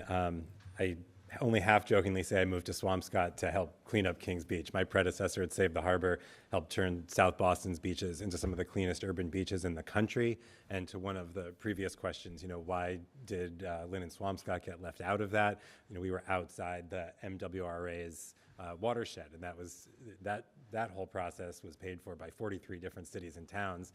We're on our own system. But what I will say is that right now, there's as we all are fairly aware of, I think, there's a lot of federal money there, and there's no shovel-ready projects in Massachusetts. If we have a shovel-ready project like the UV, which looks so promising, if that proves effective after the visit at Newport and the tests that Kleinfelder sent off to Trojan Labs, that you know, that'll, I don't know how fast the turnaround time is for like that to be, but I personally, I'm not worried about the actual paying for it. It's really just all this momentum coming forward is the biggest promising thing we've seen so far. I just wanted to amplify one other thing that you pointed out, Sean, was with the IDDE work, the ongoing stormwater assessment and the pipe remediation, the lining, the work that both Lynn and Swampscott, well, that Swampscott's been doing for a number of years, and Lynn is really getting a lot of momentum on now. As you said, that's got to keep happening. That's required no matter what. So it's almost like we need two solutions. And it's because we have a strange situation here. We have a natural waterway as part of the stormwater system, unlike in, say, East Boston, where Constitution Beach has a 90% open rate. You know, it's just got outfalls for the stormwater. We have all that pooling in a natural waterway, so we have all that dry weather flow. So even fixing, we're just not confident that fixing all the pipes perfectly will even solve that, which is why looking into the secondary situation. And on that one chart, that 90% for Swampscott's effectiveness, that's just on the Swampscott pipe. Like it said, we don't know what we need. You know, Kleinfelder's pretty confident. I spoke with them actually earlier this week because I had a bunch of questions about that presentation too. That in 5 years, once phase 2 of the lining project is done, that the Swampscott pipe will be 90% clean for mostly for dry weather days. You also need the Lynn side to be clean that much to have the beach open 90%. So we can do all this wonderful work in 5 years in Swampscott and still have failure. And so for me, that would be incredibly frustrating, incredibly depressing. That, you know, we would spend all these dollars and still have the same situation that we have today. And so we've really started to pull together, I think, a group. And Chris, you've been great, and I'm glad you moved to Swampscott. But to me, it's the leadership that we missed. Like, if I had to kind of go back, it's not MWR. I respectfully disagree. I think part of it is we just have to make this a priority. We have to, as a region, say enough. This is a problem we can solve, and we've got to work with our local, state, and federal officials and say, hey, we're going to put a shovel-ready project right before you, and we want you to help us solve that problem, so we can give this region a sense that historic resource area can be brought back to, what it once was. Is Newport the only area that has that disinfection system? They have the best recent investment in that technology, and so they're the best example at a magnitude of the size that we would need. So I just want to reiterate what Chris just said. When Christopher was asking why did other communities, and just your answer, what happened, that was MWRA, but really it's advocacy. And to your second point of what you said, and so in a former life I was on the board of the Boston Harbor Association before it merged, and if Vivian wasn't there every day doing what Vivian did, right, there's an army behind Vivian, so I'm just using Vivian as an example, right, and now it falls to you, right? I mean, now you're another iteration, the newer generation iteration of doing it, and that the fact that you live here is awesome news to me, because Chris, I didn't know that, but it matters, because that is what it is. It is, Sean, you waking up and on your own being round up, that you're focusing on that and finding the time in the day to do it. It's the fact that you run down here after you're cooking dinner and balancing 6 things to come down here. I mean, that's truly what it is. It's pressure. Yeah. It is pressure, and keeping the pressure on that, and that's how Vivian did it, and she unapologetically was in everyone's face, and she made everyone uneasy about not making the right decision. Yeah. Right? And everybody has their own style and their way of doing it. She was awesome, right? But the fact that you're here and can supplement and help is and that you're part of this conversation is reaffirming to me. So it's great. Oh, great. Well, I'm happy to do it, and it's kind of fun, so. What'd you make for dinner? It was for tweens, so it was mac and cheese. And Yeah, there you go. Yeah. You don't have to answer. We knew by your laugh. Thanks, Chris, really. Yeah, thank you for coming. Thank you. Look, I expect, again, in a few weeks, we'll be back. Chris, I'll invite you to come back with Kleinfelder, and we'll talk about Yeah, that'd be great. where we go from here. Great. Will you be on that field trip? What? Will you be on that field trip to Newport? I was trying to see if I could make it. I'd be eager to go, yeah. Thanks, Sean. Excellent. Thanks, Sean. Thank you, Chris, for Thank coming you, down. Chris, very much. Yeah, absolutely. All right, so last item on the agenda is our board and committee handbook revisions. This is a second read and potential vote for approval of the revisions, recommended edits from town council. We had a first read, I think, 2 meetings ago, maybe 3. And so we've had a chance to look at all of these red lines, and this is just a vote. These handbooks were approved by the board in the spring, so this is a vote to approve or discuss the red lines that are now part of it. So I'll leave it open to the board. We can go, one manual at a time, and page numbers if people have questions or comments. And if not, then I would accept a motion at any time. Is this, what is this sheet here? That's I sent an email. There was one addition in the code of conduct on page 14. At the end of, there's a list of, You're not paid, you're not numbered. Did you Section 6E. yeah, thank you, section 6E of the code of conduct. There's a list of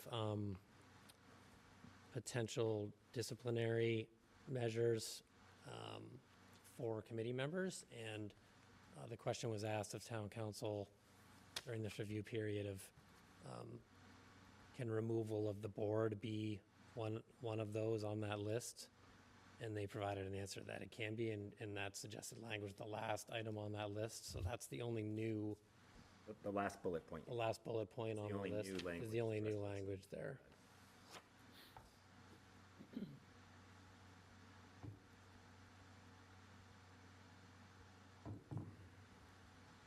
Everything else is, and on the printed sheet that you have, Mary Ellen, the red lines aren't there. They're basically the changes are accepted on that. This just came in this afternoon? Yeah, Okay. Just the last bullet, though, is the only new language. yeah, the only thing else that's is what's new in the is packet. that last bullet point. And town council approved that. Correct, yeah, they did.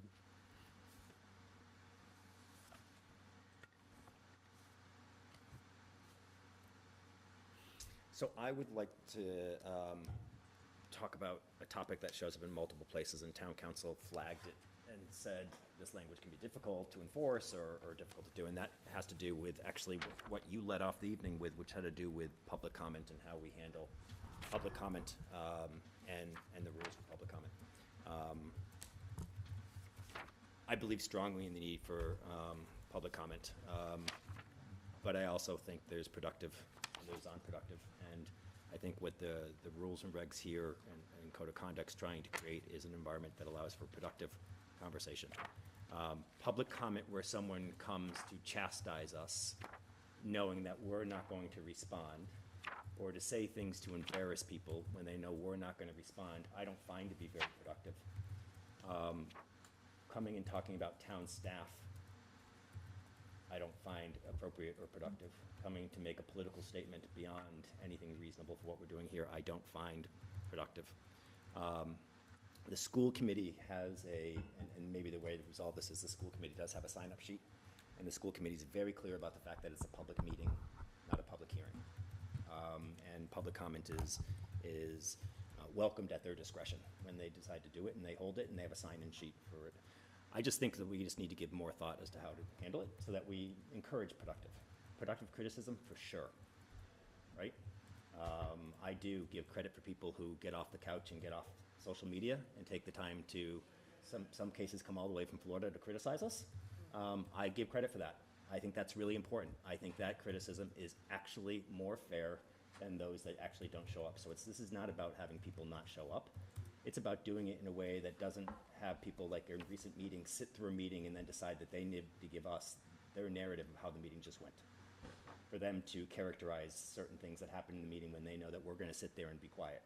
I just don't think that is productive.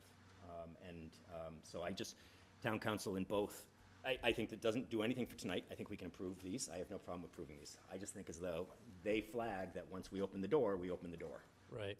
Right? And I think we have to recognize that, and that's okay. And I want to open the door, but I want to also figure out a way to make it productive. Because it's increasingly not productive. It's increasingly caustic. Increasingly, it's offensive. Increasingly, it's being used to welcome things that people are comfortable saying in their pajamas on the Barker Lounge or on social media and deciding to come here and now start saying them here, knowing that we're going to sit there and just listen and not say anything. And I don't think us just sitting and not saying anything is going to change a culture, right? I think as though COVID might have taught a new culture, right? And people can sit at home and just raise their virtual hands. They don't actually have to be here. So I do appreciate those that make the effort to be here to criticize us. But I really would like us to engage in some kind of conversation about that so we can find a productive path that allows free-flowing, good conversation, but not inappropriate, not disrespectful conversation. I don't care that I'm an elected official, right? I don't care, and that does not give someone a right to unilaterally and universally say whatever, whenever, and however they want about me, about you, about you, and about you, and about you, about the volunteers that we signed up for tonight. A microphone in public comment does not give that license. It just doesn't, and I have expressed to people a number of times, go ahead and criticize me all you want, right? There's consequences of the criticism. especially when they're unfair, but that's okay. It's not about the criticism. It's about unfairness of it and finding a way to have productive dialogues here, and I think as though that is not being used properly. I think we've seen it in recent public comments. We saw it when the police union showed up and decided to use public comment at a point in time to talk about something that's not on our agenda. No one's prepared to talk about. Outside the chain of command to make political statements is just not a good use of public comment. We've got to figure out a way, and I don't know the answer, and town council doesn't give us the answer. But we're going sideways, and I think it's doing a real disservice to the town. I think we've heard from employees who feel abused at select board meetings, because people are talking about certain things, whether it's the rec commission or whether or not it's an event in town or whether or not it's something that they don't like. And our job should be to create an environment that is free of that hostility. Not free of the criticism, free of the hostility.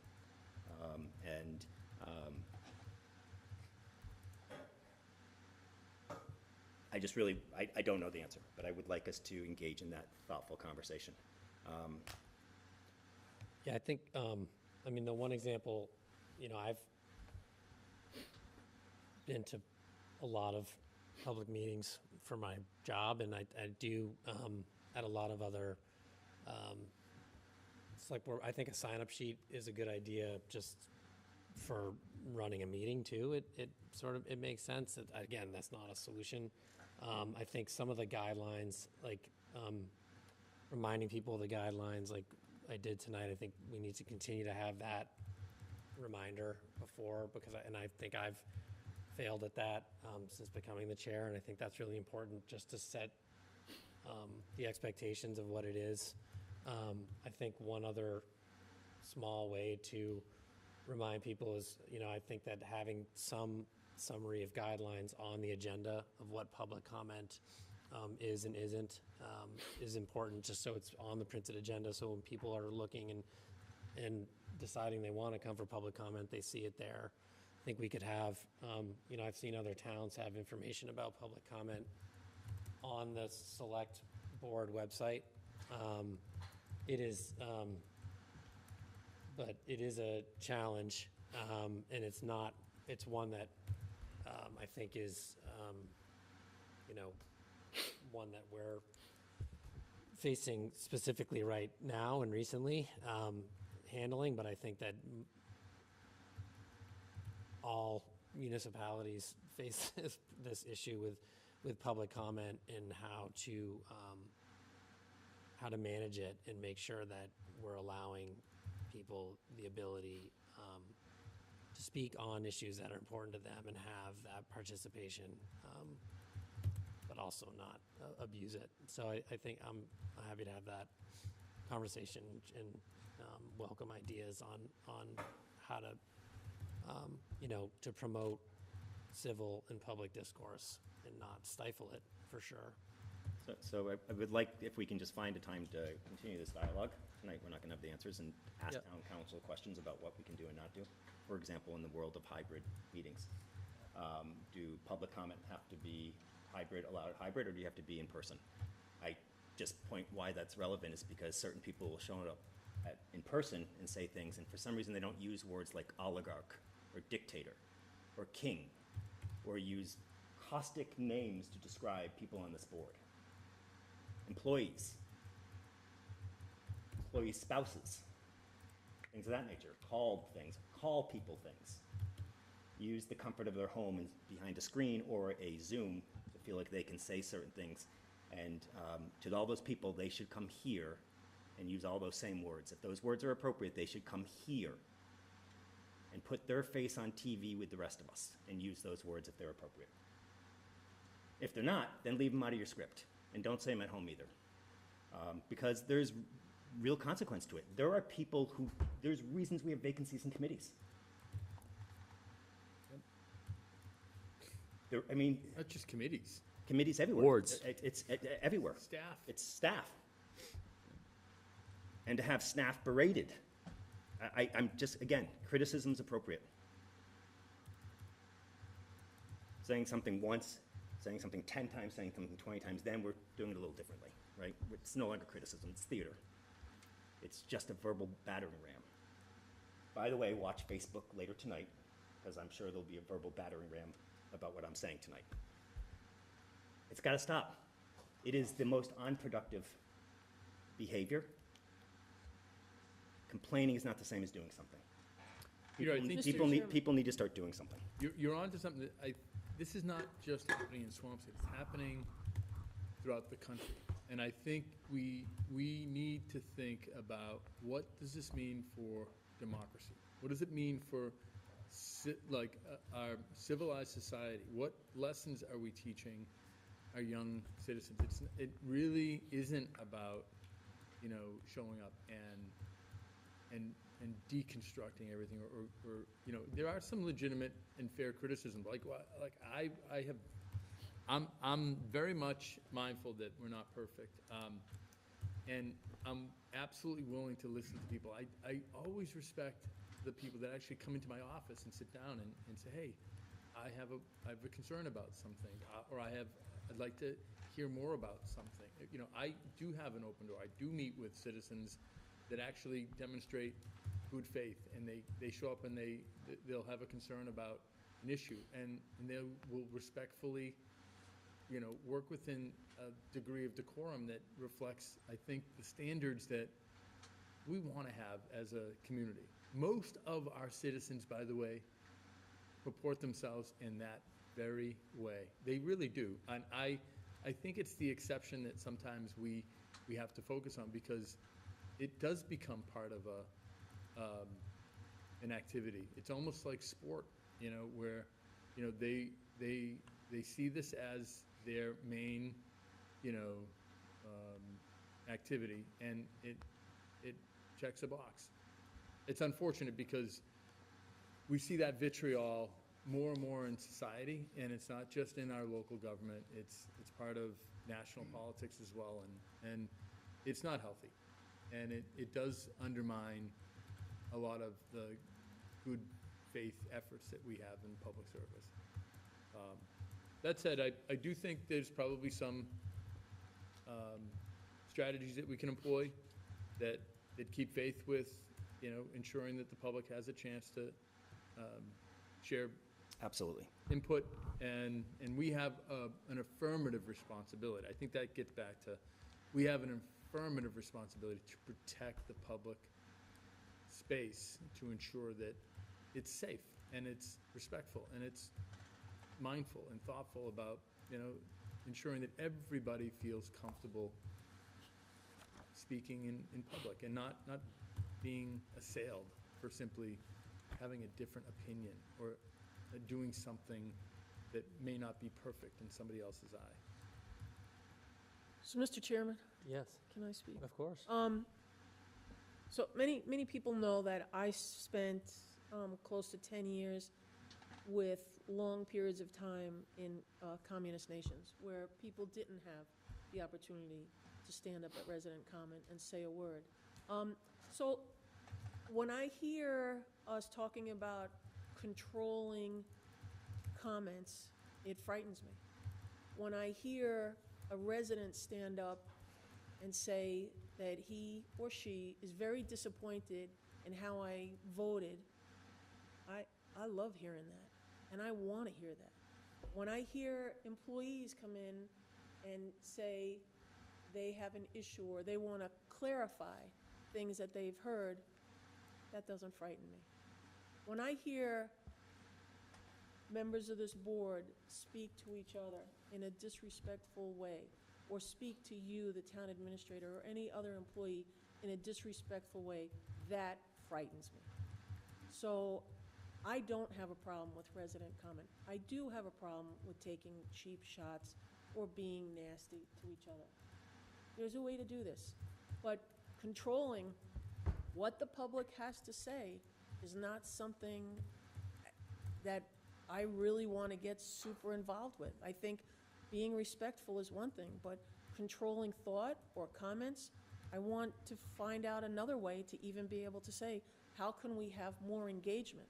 So if someone comes for a public comment, they make a public comment, and then we just sit here and possibly we should be doing something a little bit differently, that possibly 2 members should be available, that they can have a conversation and to engage more public comment rather than trying to restrict it.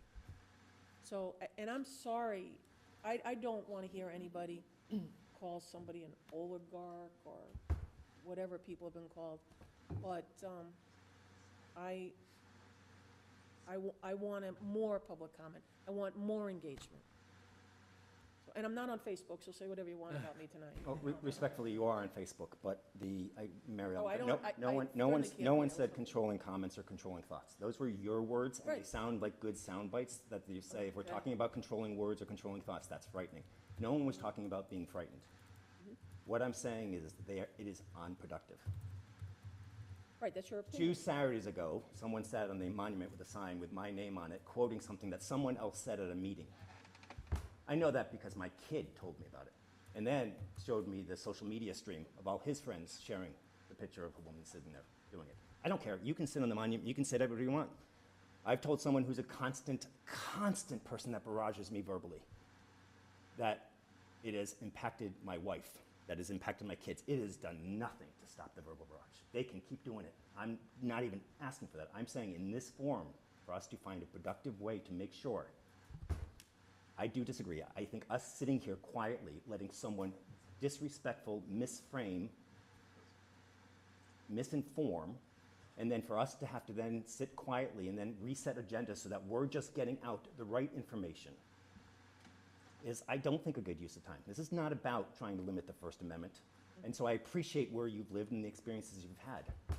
I've actually said in every paragraph, I think we should be doing more better. It's about the fact that it's not productive. And respectfully, I am concerned when an employee shows up here, out of the chain of command, I think that and talks about something like that. I am concerned about that because that is not our role. It is counterproductive. We are actually undermining the role of government. We're undermining the chain of command. And actually, we should flesh that out because there are actually some very clear provisions in the stuff that we're about to vote on that make sure that we are going to respect the chain of command, that we are going to understand. It's not about being frightened about it, but it's about the fact that we can't run a town. We can't expect professionals to run a town if we just allow certain things to happen, like employees coming outside the chain of command. They have every right and First Amendment rights to do things. That's great. Whether we promote it, though, and we advance it is a different situation. And so, again, I appreciate your opinions. You and I have a slightly different view. Again, no one was talking about controlling thought or controlling comment. But I believe there would be a more productive way for us to be able to have conversation. And I, as much as anybody, can take criticism, and I probably get it as much as anybody. And at some point you will as well. And it comes with a job. It's okay. Criticism's okay. And I'm really comfortable with it. But it's gone beyond criticism now. And it's totally unproductive. So, I think clearly there's a lot to talk about on this topic, and I think we should address it. I think it's important to remember that we're talking about public comment at a select board meeting, so that's a very specific part of an agenda of a select board meeting. As Peter pointed out, it's not a public hearing. I think if you do, as I have, and I'm sure you have too, but if you go to other town handbooks or guidelines or websites on their public meetings, there are similar parameters that are set up for public comment, and it's not about controlling thought or stifling ideas. It's about managing a meeting and using public comment for what it's meant to be, which is one opportunity for residents to provide an opinion on something that may be on the agenda or not.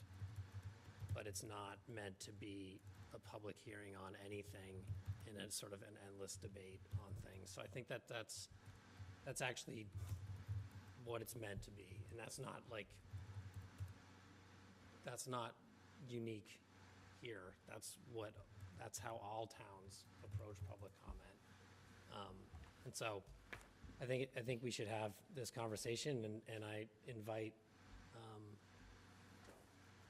the input from everyone and ways that we can manage it, and to have productive comments and productive dialogue is I think in everyone's best interest in what everyone wants in the end. So appreciate the conversation tonight. I think if we want to go back to the board and committee handbooks, and if anyone has any questions or comments on any of the other red lines on any of these, then let's discuss those. Mr. Chairman, I would make a motion to approve the board and committee handbook, the board code of conduct, and the select board handbook as presented in our packets, with that one change from town council, the last bullet added to section 6E of the code of conduct, which says removal consistent with and to the extent allowed by applicable law, charter, provision, or bylaw.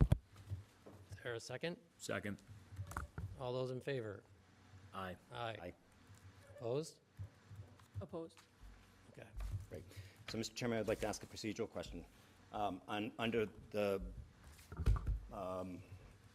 I guess a couple of things. You actually went to vote without seeing if there was more time for comment. Oh, I So apologize. I'm just now interested in knowing where the vote was. Are there specific things that the dissenter wants to raise as concerns that they're not comfortable with having in the handbook? I'm not comfortable with this last paragraph coming in, and I would like time to think about it. Right, so- And this wasn't, Mr. Chairman, I would like to then modify my motion, because I'm happy to.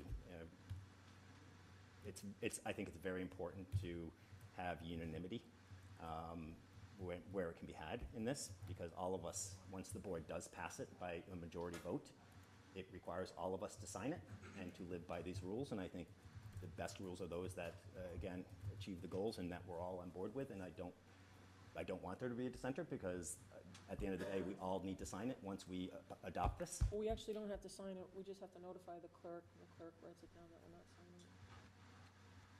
Okay? That's what it said. If these are the board's rules and regulations, we are, once the board approves them, the board is agreeing to live by them. Oh, that's all good with me. I mean, if you, No, that's, read these, as long as substantively you and I agree on that point, which Right. is once tonight, I'm actually trying to roll back it to give you a chance to get comfortable with language, so you're not a dissenter on. oh, I If you- really appreciate that. If you would like to be a dissenter, that's fine, but I think it's important because we are all going to be obliged to live by these. And so I just want to make sure. So in that vein, Mr. Chairman, I would change my motion, if that's okay, to undo my last motion and reconsider it, and reconsider for passage of just the committee board rules and regulations and the select board rules and regulations, and table the code of conduct, so that one bullet that was added tonight, members can spend more time thinking about before they vote on it. Okay. Do I have a second for that motion? Go ahead. No, I have a question. Okay, so the question is, where was this bullet actually supposed to go into? Because I couldn't get to my emails after the late afternoon. Section 6E. Code of conduct. Section 6E on the code of conduct, which is, I know the page numbers aren't there, but it's 6E under enforcement? It's right before the. Correct. The Enforcement. appendix. Yeah, under Right. enforcement, yeah. And it's towards the bottom, there's a list of, there's a bulleted list of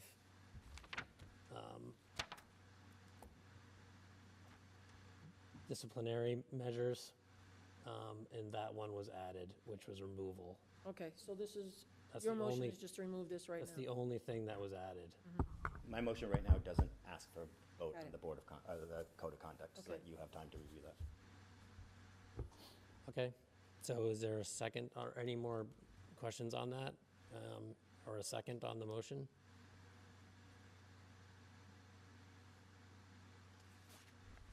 Oh, I'll second that. Okay. Any more discussion on the motion? So this is a motion to accept the select board procedures, policies, and regulations, and the board and committee handbook, and to table the code of conduct. Yeah, just give me a second, please.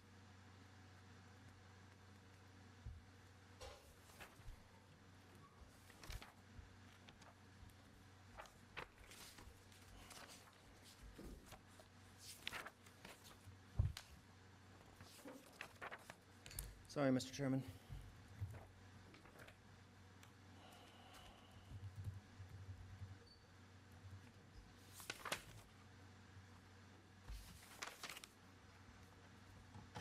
Sorry, one more second.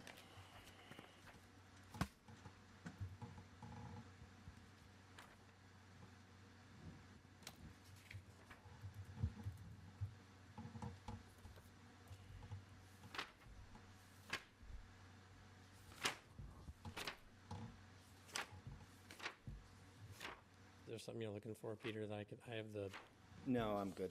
Just give me 1 second. Thanks. Okay. Sorry. Someone wants to hum. That'd be nice. Go ahead, Hale.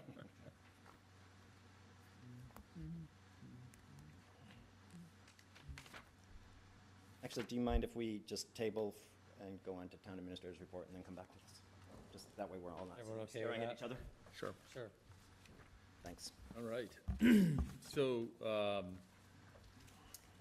our housing production plan is being updated, and next Monday, August 29th at 6:30 PM, we'll have a meeting to discuss our draft housing production plan and seek community input. I would encourage folks to really participate in that meeting and get involved in, you know, thinking about our responsibility to really support additional housing in Swampscott. There's a link on our website, and there's an agenda and a Zoom link on our town meeting calendar. We discussed Kings Beach earlier. As I mentioned, you know, we'll be heading down to Newport, Rhode Island next Wednesday. That was a $10 million UV investment that Newport made in their drainage system that seems to be working out very well. We are following the same testing protocols as DCR, as I mentioned earlier. We are looking at additional interactive signage like sofa signs. These signs are in a number of communities. I've asked staff to look at our zoning and see if we can actually find some opportunity to get more information out, not just about Kings Beach, but various town initiatives. Pleased to report that our new interim assessor, Richard Simmons, has started to work this week. Took him for a tour around town yesterday, and we discussed a number of key properties. He's already started to work and really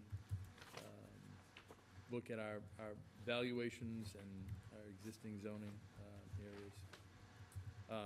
Hadley School, or the Stanley School, continues to move forward through demolition. We are working on our new Blaney School parking plan. I did receive confirmation yesterday from Anthony Athanas that he will provide some parking for the teachers. So I want to thank Anthony Athanas. You know, this will be at no charge to the town, and he has simply asked that we take care of a couple of the potholes in the parking lot for safety reasons, and Gino and I walked through the parking lot today. We have put out new signage and have really moved forward with the temporary traffic plan. I want to thank Officer Wilson, Officer Walk for the engagement. We had a meeting this week with PTOs and members of the school community, and I really do think Chief Casada and our police department have done a good job engaging the community and really thinking about ways to help support pedestrian safety. All hands will be on deck next week as we begin school. We'll have additional staff, and our both police and fire department staff will be out in full force to ensure that we have a safe traffic management plan for the school. Yesterday I worked with a group of our veterans, our DAV, American Legion, VFW, and our veterans agent to have our second monthly meeting to talk about facilities. Steve Cummings, our building commissioner, and Max Casper, our facilities director, walked through the VFW and identified a number of capital improvement needs of the VFW building, the roof likely needs to be replaced, mechanical systems need to be updated, certainly ADA and access needs. We did have a productive discussion about some of the operating budget needs of the VFW. A number of the agencies, whether DAV or VFW, all are working in that facility, and we've agreed to have additional meetings over the next few months at the senior center, at the library, and perhaps another number of other town departments, just to reach out and try to get more synergies among these various groups. No reports of coyotes over the last few weeks, so we're hoping that folks are not feeding them, and we are continuing to keep a healthy balance between wildlife and our neighborhoods. Really want to thank our recreation team and our recreation director, Danielle Strauss, for getting up the SUP program. It has been a really successful program. Our Windsor Ave playground had a grand opening on early August. We have a family day planned for Saturday, October 27th. This is a free, no-cost, low-cost family event, and would encourage folks to take advantage of that. A lot of fun games and beach family activities. DPW is working hard, working on a number of sidewalk projects around town. We have completed the Walker Road improvements with new granite curbs and other roadway improvements. We have a contract with Black Earth to provide 2 free drop-off locations to town residents for organics and compounds as part of our waste reduction strategy. You have to pre-register, for a code, and Black Earth also offers a residential drop-off and pickup. You can contact Black Earth Compost for additional information. We continue to work with boards and committees. I continue to work with Diane. Diane's done a good job reaching out to committee chairs, and she's following up with anybody that is looking to serve on committees. We still have a number of committees that have vacancies, so I would encourage individuals to reach out and fill out the online form. I met with our All Ages Director, Heidi Weir, today, along with our retired library director to sign a agreement with Sea Glass Village. This is a village of volunteers that can help us connect to residents in ways that go beyond the level of service that we currently provide. For instance, we can pick up residents and drop them off for shopping, but we can't go into their homes. The drivers just simply don't have the time, and volunteers from Sea Glass Village can actually help residents put away groceries, help them cook meals, help them shovel out if they need that type of assistance. We really do need individuals to volunteer and help us with just filling the gaps between levels of service for our seniors. And Sea Glass Village is an organization that really is supporting some of those important areas of need. We also are encouraging residents to plant and maintain trees. So if you want to make a contribution to the town, we will help you put a tree in your property or on your tree line. We have a link, swampscotma.gov/tree-committee to get more information about planting trees. With all of the heat, we need more shade, and certainly these trees help support healthy, vibrant wildlife for Swampscott. Lastly, on a serious note, we continue to get information about monkeypox. Certainly, our former FDA commissioner says that we need to spend more time thinking about the clusters. We're seeing additional cases. I don't want to alarm folks, but I do want folks to know that we are monitoring it, and our public health team continues to track cases across the Commonwealth. That's my report. Any questions for Sean? Yeah, I had a couple questions, Sean. Just really about the composting and the number of participants that we're seeing from, within the town's Black Earth compost, and was just curious to see if you had any analytics or data as to what's being pulled out of our solid waste stream.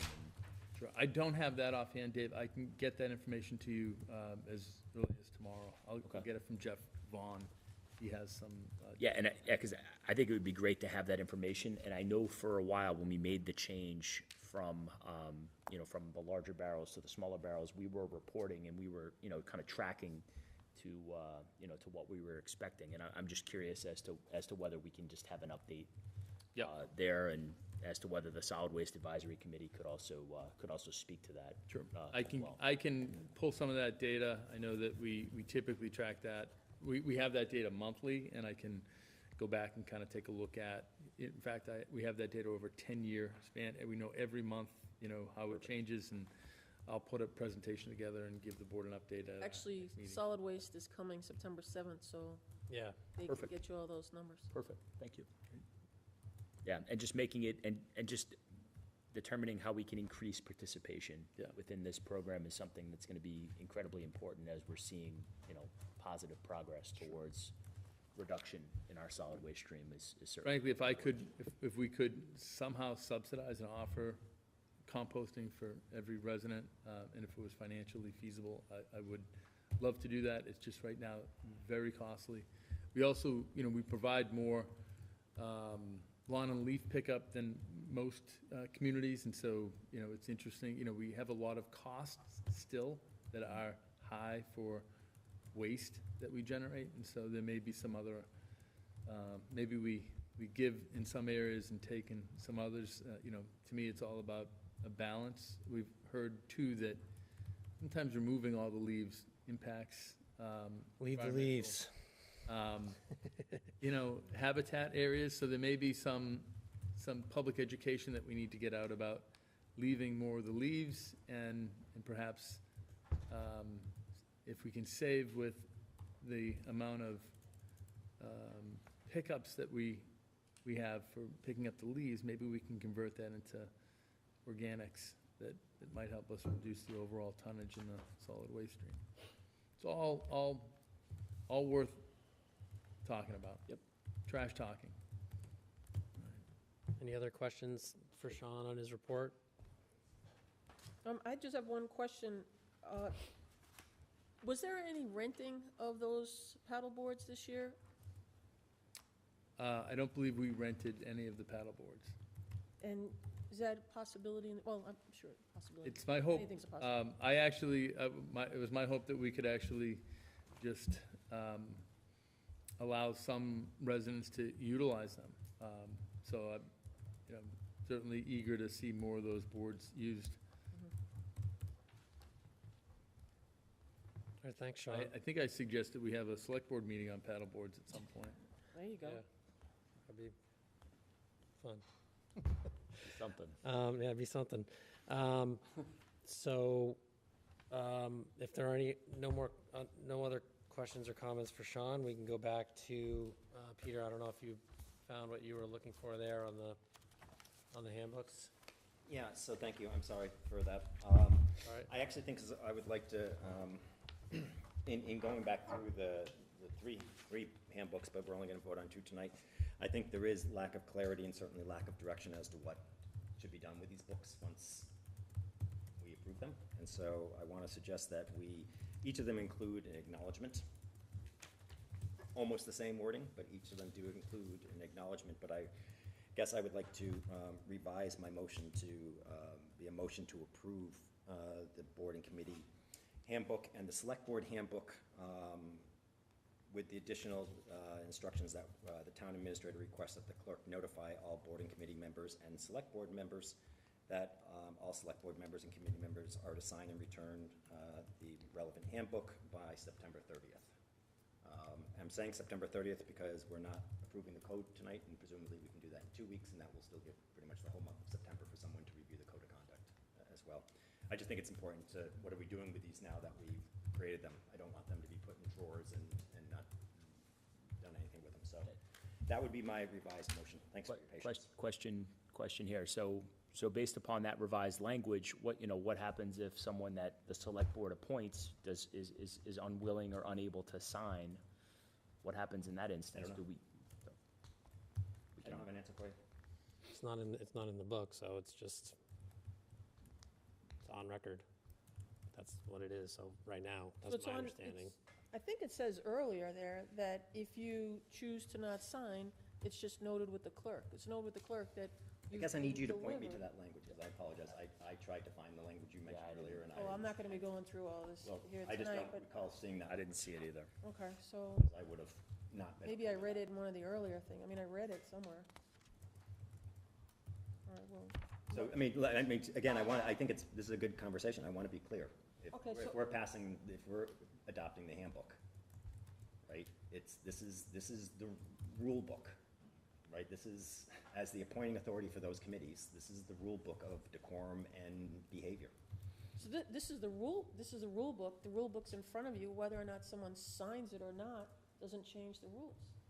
So if you have someone who says, listen, I'm not signing anything, then it doesn't change the rules. They don't have to sign it. You were given the book, and that's the way it is. I don't know why you have to get hung up on signing it or not. If you Well, were given the book, Well, I think there's actually, well, again, I'm not being signed anything, but let's use the board and committee handbook. The acknowledgement actually says, your signature acknowledges that you've read the committee and board handbook and you agree to the terms outlined herein. Your signature also further certifies upon your official appointment, you will return the following documents to the clerk's office. A signed copy of the open meeting laws receipt, a signed oath affirmation found in the bottom of the appointment letter to the town clerk, a certificate of completion confirming the online ethics training, a signed copy of the board and committee's code of conduct. So I'm not making a big deal of them. I'm saying that these actually say these things, and I just want to give operational instructions so that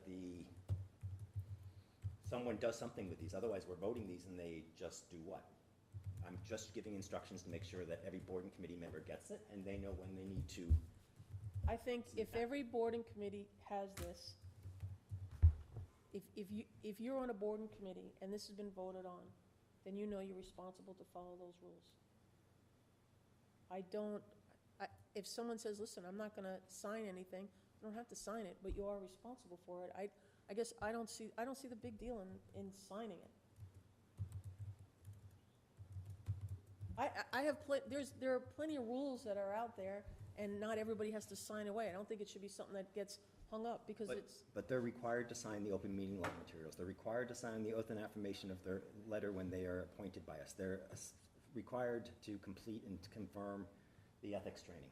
I mean, like, I'm just saying, Right. this is consistent with other things that committee and board members are required to do. And again, I'm not proposing something that hasn't been in a document that you were about to vote yes for 5 minutes ago. So, I mean, don't make it sound like I'm now all of a sudden concerned about something. I'm not. It is I'm not in trying to the make anything documents. sound, I'm just I'm not trying to vilify you. I'm Not trying trying to vilify you. to make sure that this, when we vote on it, doesn't go in a desk drawer. And I want to make sure also that when we vote on it, people understand that these are the rules, and that it's, when it comes time to hold someone accountable because they voted for it or they signed it, and they decide to not follow it, that they're to be held accountable. Otherwise, the rules mean nothing. Right, so then I guess I would be thinking about, how many committees have really sat down? I'm just wondering, are there people out there that are opposed to signing something, are opposed to what different rules might be, or what disciplinary actions there be? I guess that's really what runs through my mind. As you can see, I don't have problems following rules. I'm pretty good about following rules. But I question, putting an enforcement on people that you have to sign this when they haven't had an opportunity to really say, well, I'm not really sure some of these rules are, what should be followed, or. So, but play that through then for me. So if they decide they don't want to follow the rules, then what is the point of the rules? Well, I think what we're talking about, I'm talking about actually signing. If you're saying, if you don't sign this, then what? If you don't sign it, then what? Right, and so, but, So, again, whereas. my motion just asks them to sign it. I don't Right, have so I don't have the then what part of this, but If they are required to sign certain things, I don't want to certainly create, and same with us, by the way. Let's not even talk about other board and committees. Let's talk about us because it's the easier thing to talk about. Right. If I don't sign it, right, as a committee member, like, I think that's something of consequence. I don't think we should have quiet comfort that later on I'm not going to come back and say, well, now you're trying to enforce a rule on me that I didn't sign anything.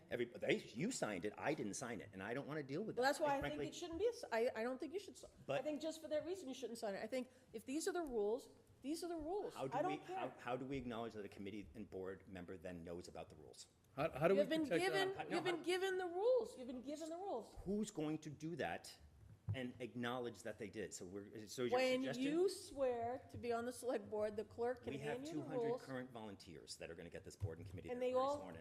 they They're already all sworn in. get sworn in. They're already sworn in. Then send them an email saying you're required to follow these rules. And so it's the lack of objection. And what if they object? I'm just trying. Well, that's my question. What happens if it says, I don't want to sign? I don't want to sign. Now you have a problem. Well, the select board has appointed, the select board should also have the ability to revoke said appointments. Again, this is if you're sounding more unwilling to draconian than it follow really the is. rules. And so I'm surprised we're having this much conversation. My motion was about saying that in What's an the orderly action? society, Right. consistent with what we already do for boards and committees, including us, we have to sign a book, we have to sign receipts, we have to confirm we do the ethics training, we have to confirm that we've done the open meeting law. We're already signing all these things. So this idea now that all of a sudden we're asking them to sign something that for some reason creates discomfort when they're literally rules of decorum and process. Actually, they're rules that help protect our employees from harassment, and like, to me, it's like, as a town administrator, I require employees to sign a lot of things that ensure that they report themselves in a manner that would be consistent with the laws and the rules and protect, the town. And for me, asking board and committee members to uphold the values and uphold the standards of conduct that would be consistent with, protecting employees and protecting due process and the standards of good government is reasonable. And it's a best practice. These policies have been developed based on a review of a number of communities that already have implemented the same type of best practices. And, in terms of if an individual does not want to sign it and they just simply don't want to sign it because they just don't want to sign it, that's fine. But I would encourage the board to kind of think about that in terms of maybe a standard of fitness in terms of, whether or not somebody actually is going to be a person that upholds the values that are in these documents. Because, again, we're in a time and an age where it just seems as though more and more people have been given license to,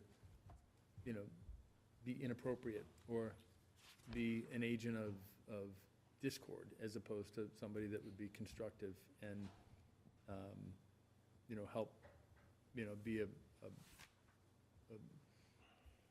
good member of a team. And that's what we're really just looking for. So I think, Peter, your motion was that we, upon approval, that these be sent, that the town clerk send these out to all the boards and committees, and that With the request that they sign and return them by the end of September. And then I guess we would need to add in that new committee board member sign it within 30 days of being appointed. Notification of their appointment or whatever. And again, I'm open to this. This conversation in a vacuum makes it seem like we are, again, on the heels of people trying to control comments and thoughts, that now we're saying we're forcing people to sign things. Is there anything in the handbooks that is objectionably unreasonable? I mean, objectionably unreasonable, like really, it literally says you have to follow these laws. It literally says, in terms of how they deal with public comment, the language is exactly the same as their book as it is ours. It talks about how you reach out to town council. It talks about how you do executive sessions. It talks about how you talk to the town administrator, who has to approve town council. How do you deal with minutes? I mean, I just can't imagine you find anything, but I want to know if you do, because you saying we're making people sign it, I feel as though with people not actually having this, that somehow we're now saying, hey, we're trying to, on the heels of controlling thought and comment, now trying to put a handbook. And I don't think that's what you're intending to do. But what do we do with this then? It just goes into the hypersphere? I mean, let's just say, let's say me, it's not me, but let's just say, I don't wanna sign it. Yep. I am obligated to follow the rules that are voted on by the select board. Whether I sign it or not, I'm obligated to follow the rules. That's why I don't think signing it, I just don't think signing it should be an issue. I don't even think, because what happens if you're gonna run into people like that? I'm not signing anything.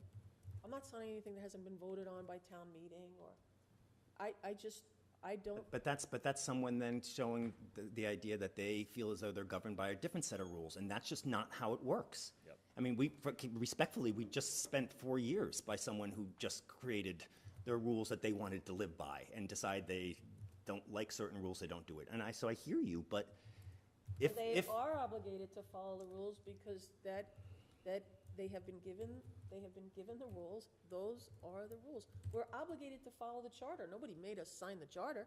We're obligated to follow the bylaws voted by town meeting. We're not obligated to sign the bylaws. If we vote that as part of this thing, then they are. Because what it does is it eliminates the idea that A, they didn't know about it, B, they didn't subscribe to it, and that somehow that is an excuse for violating things. You can't say, I didn't know about it. I mean, like, I can't say, listen, I didn't know that I couldn't go 70 miles an hour down this road and get out of a ticket. You can't use that as an excuse.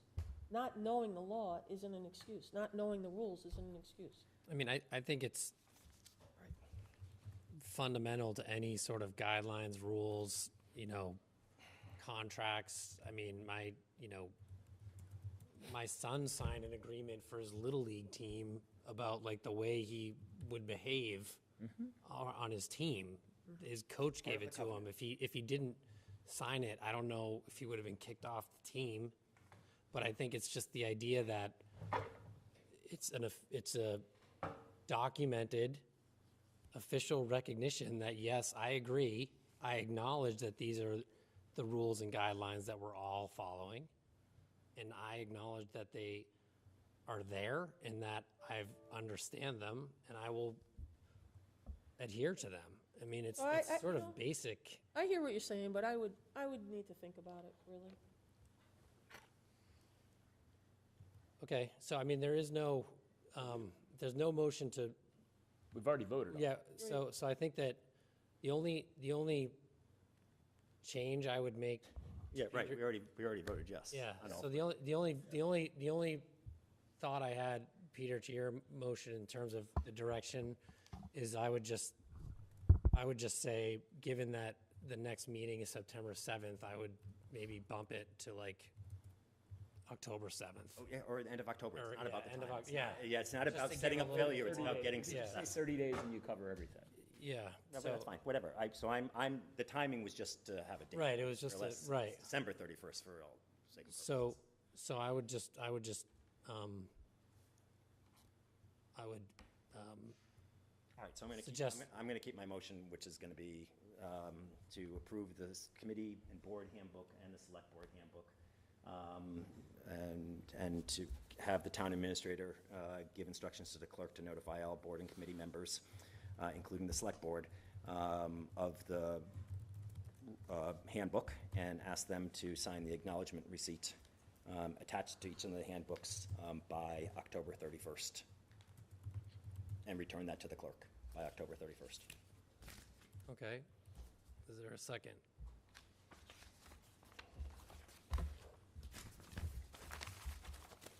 I can't second. No, but we've already approved it. Right? But we haven't approved the motion for the direction for the clerk. Yeah, I'm sorry. So maybe my emotion isn't, well, again, I was trying to undo the approval of the code of conduct just because I wanted to give Mary Ellen's point about reading that last sentence and being able to think about that last sentence is a reasonable one. So I want to just, I thought that, again, I think unanimity is fine. I'll allow you to second. So. No, it's a little confusing, so I'm not going to second anything. Oh my God, this is just crazy, guys. forget it. Let's just let the original vote stand. Yep. I just, this is just, it's crazy. Okay. All the handbooks are passed. Thanks. Okay. Hey, Sean, we didn't make a motion of this, but I think it would be a great idea if you asked the clerk. I think that's a great idea. Send it to people and have them sign and return them. Thanks. All right, so we don't have a consent agenda. Select board time.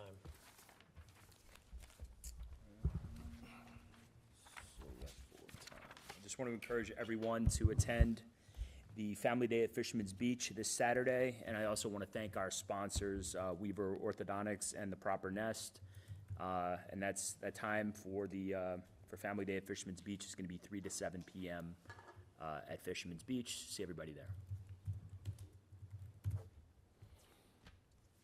So I just want to give a quick update on the committees that I'm liaison to. The assessors are doing their assessing. They're getting ready for their recertification. Every year, every 5 years, there's a full recertification, so that's what they're getting ready for. The Board of Health has been dealing with the water quality, and I'm glad to hear that now we'll be following the what they're doing in Lynn. We'll go right over there. Retirement, I missed their meeting, but I did speak to them, and they said that everything was status quo. I have, as far as the building committee, I'm hoping that maybe, Peter, you could say something about the building committee. I would like to make a request that the building committee be on Zoom. And when they are on Zoom, that they hit the record button so that it's recorded and we can go back and watch. I went to go and watch a couple of the building committee meetings, however, they weren't recorded. And I've said this before, and I'm going to say it again, that this is a $90 million project that I think people in the town should have the opportunity to follow without having to attend the meetings. I can follow Board of Health, Historic District, I can follow almost every meeting except for the building committee. So I'm going to request that again. I'll send another letter to the chair. I'll send a letter to Pam Angelakis, but I think you're the liaison, so I'm also making a request from you, Peter. I would like to see us have a conversation about possibly adding some committees. You know, I would like to see a committee on technical advisory on software or how to use technical info better. I am so not technical, and there are tons of people here that are. We could have a committee. I'd like to see a committee for human resources, a committee that can meet 2 to 3 times a year and give advice to the town administrator for best practices and to review our policies. There's a lot of really, really good HR people that live in Swampscott from some big corporations, and I think they could give some great advice. I wanted to know, do we have a veterans committee? I mean, a veteran service committee? Because I saw that on the committee list, but I don't know if there really is a committee. If there's not, I'd like to see a veteran service committee. So that's what I have there. Today, I happened to go out on the drive-by. I don't know if drive-by is a good definition, but the school officer, Brian Wilson, put together a group of people, and the PTOs put together a group of people to do a dry run of the going back to school. So we had less than 40 cars, but what it did was it gave them an idea of what to anticipate. So out of that, so it was a mock trial, pretty much, of the school pattern. And what they did pick up was they needed reflectors on the Jersey barriers. There's an issue with the garbage trucks in those areas by Blaney, so they've got to try to deal with the Turning radiuses. yeah. Yep. No, just they're out on the roads, and we're trying to get traffic through there. So they try to see if they can reconfigure the logistics of that.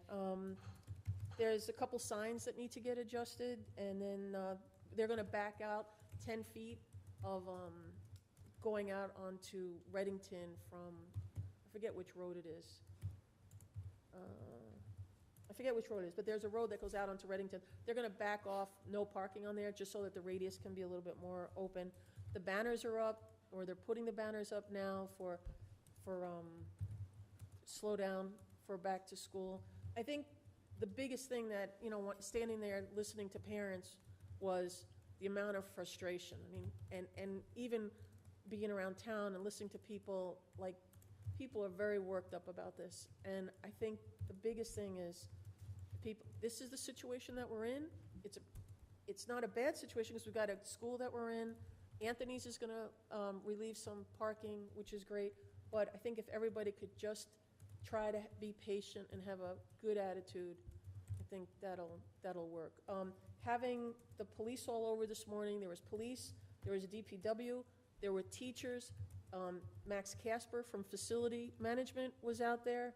I didn't see the fire department, but I'm hoping I'm gonna see them on the day that it starts. It went really well this morning. So that's all I have. Glad to hear that.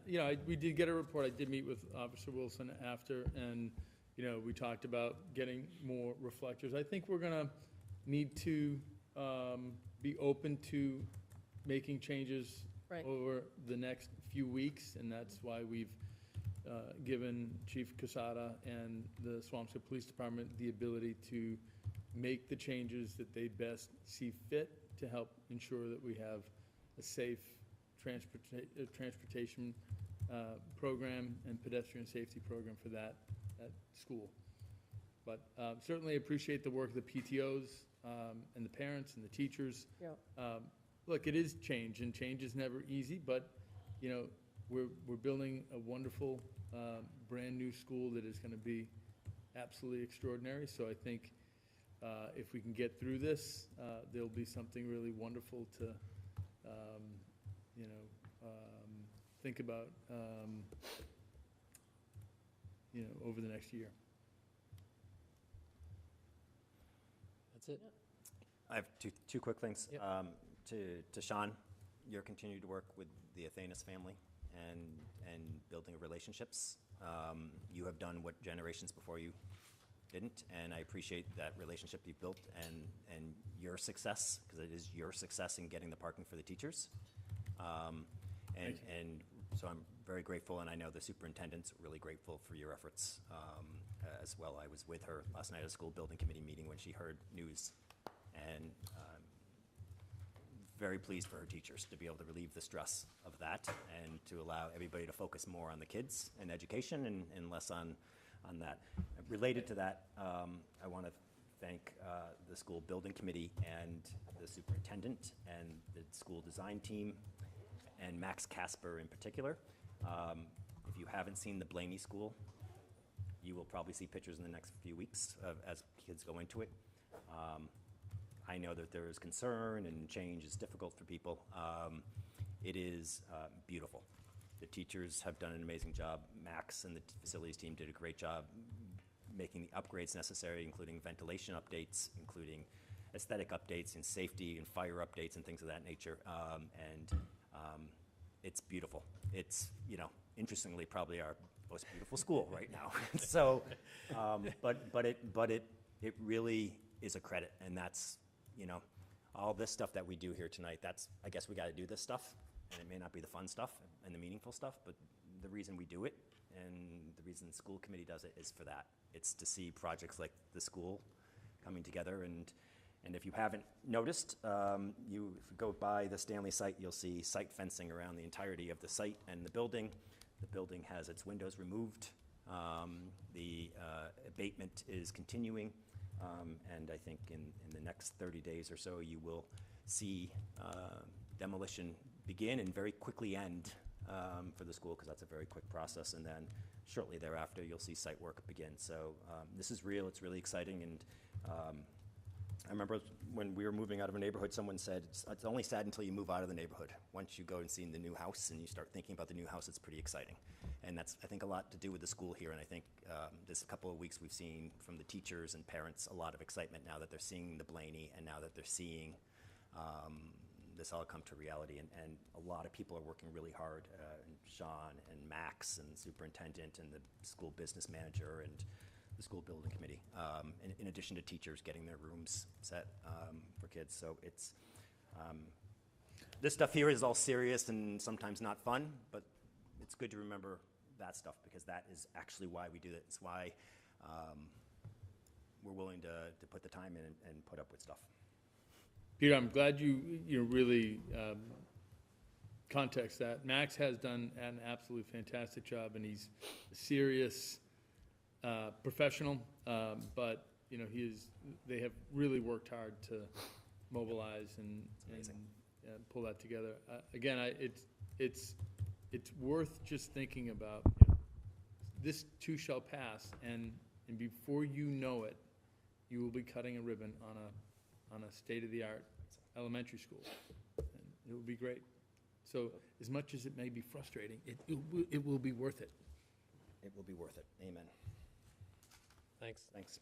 Thanks, Peter. Thanks, Sean. I don't have anything for select board time, so Motion to adjourn? there's a second. All those in favor? Aye. Aye. Aye. Thanks, everyone. Thank you. Thanks, Diane. All right, good night. Good night. Good night. Thank you, Ethan.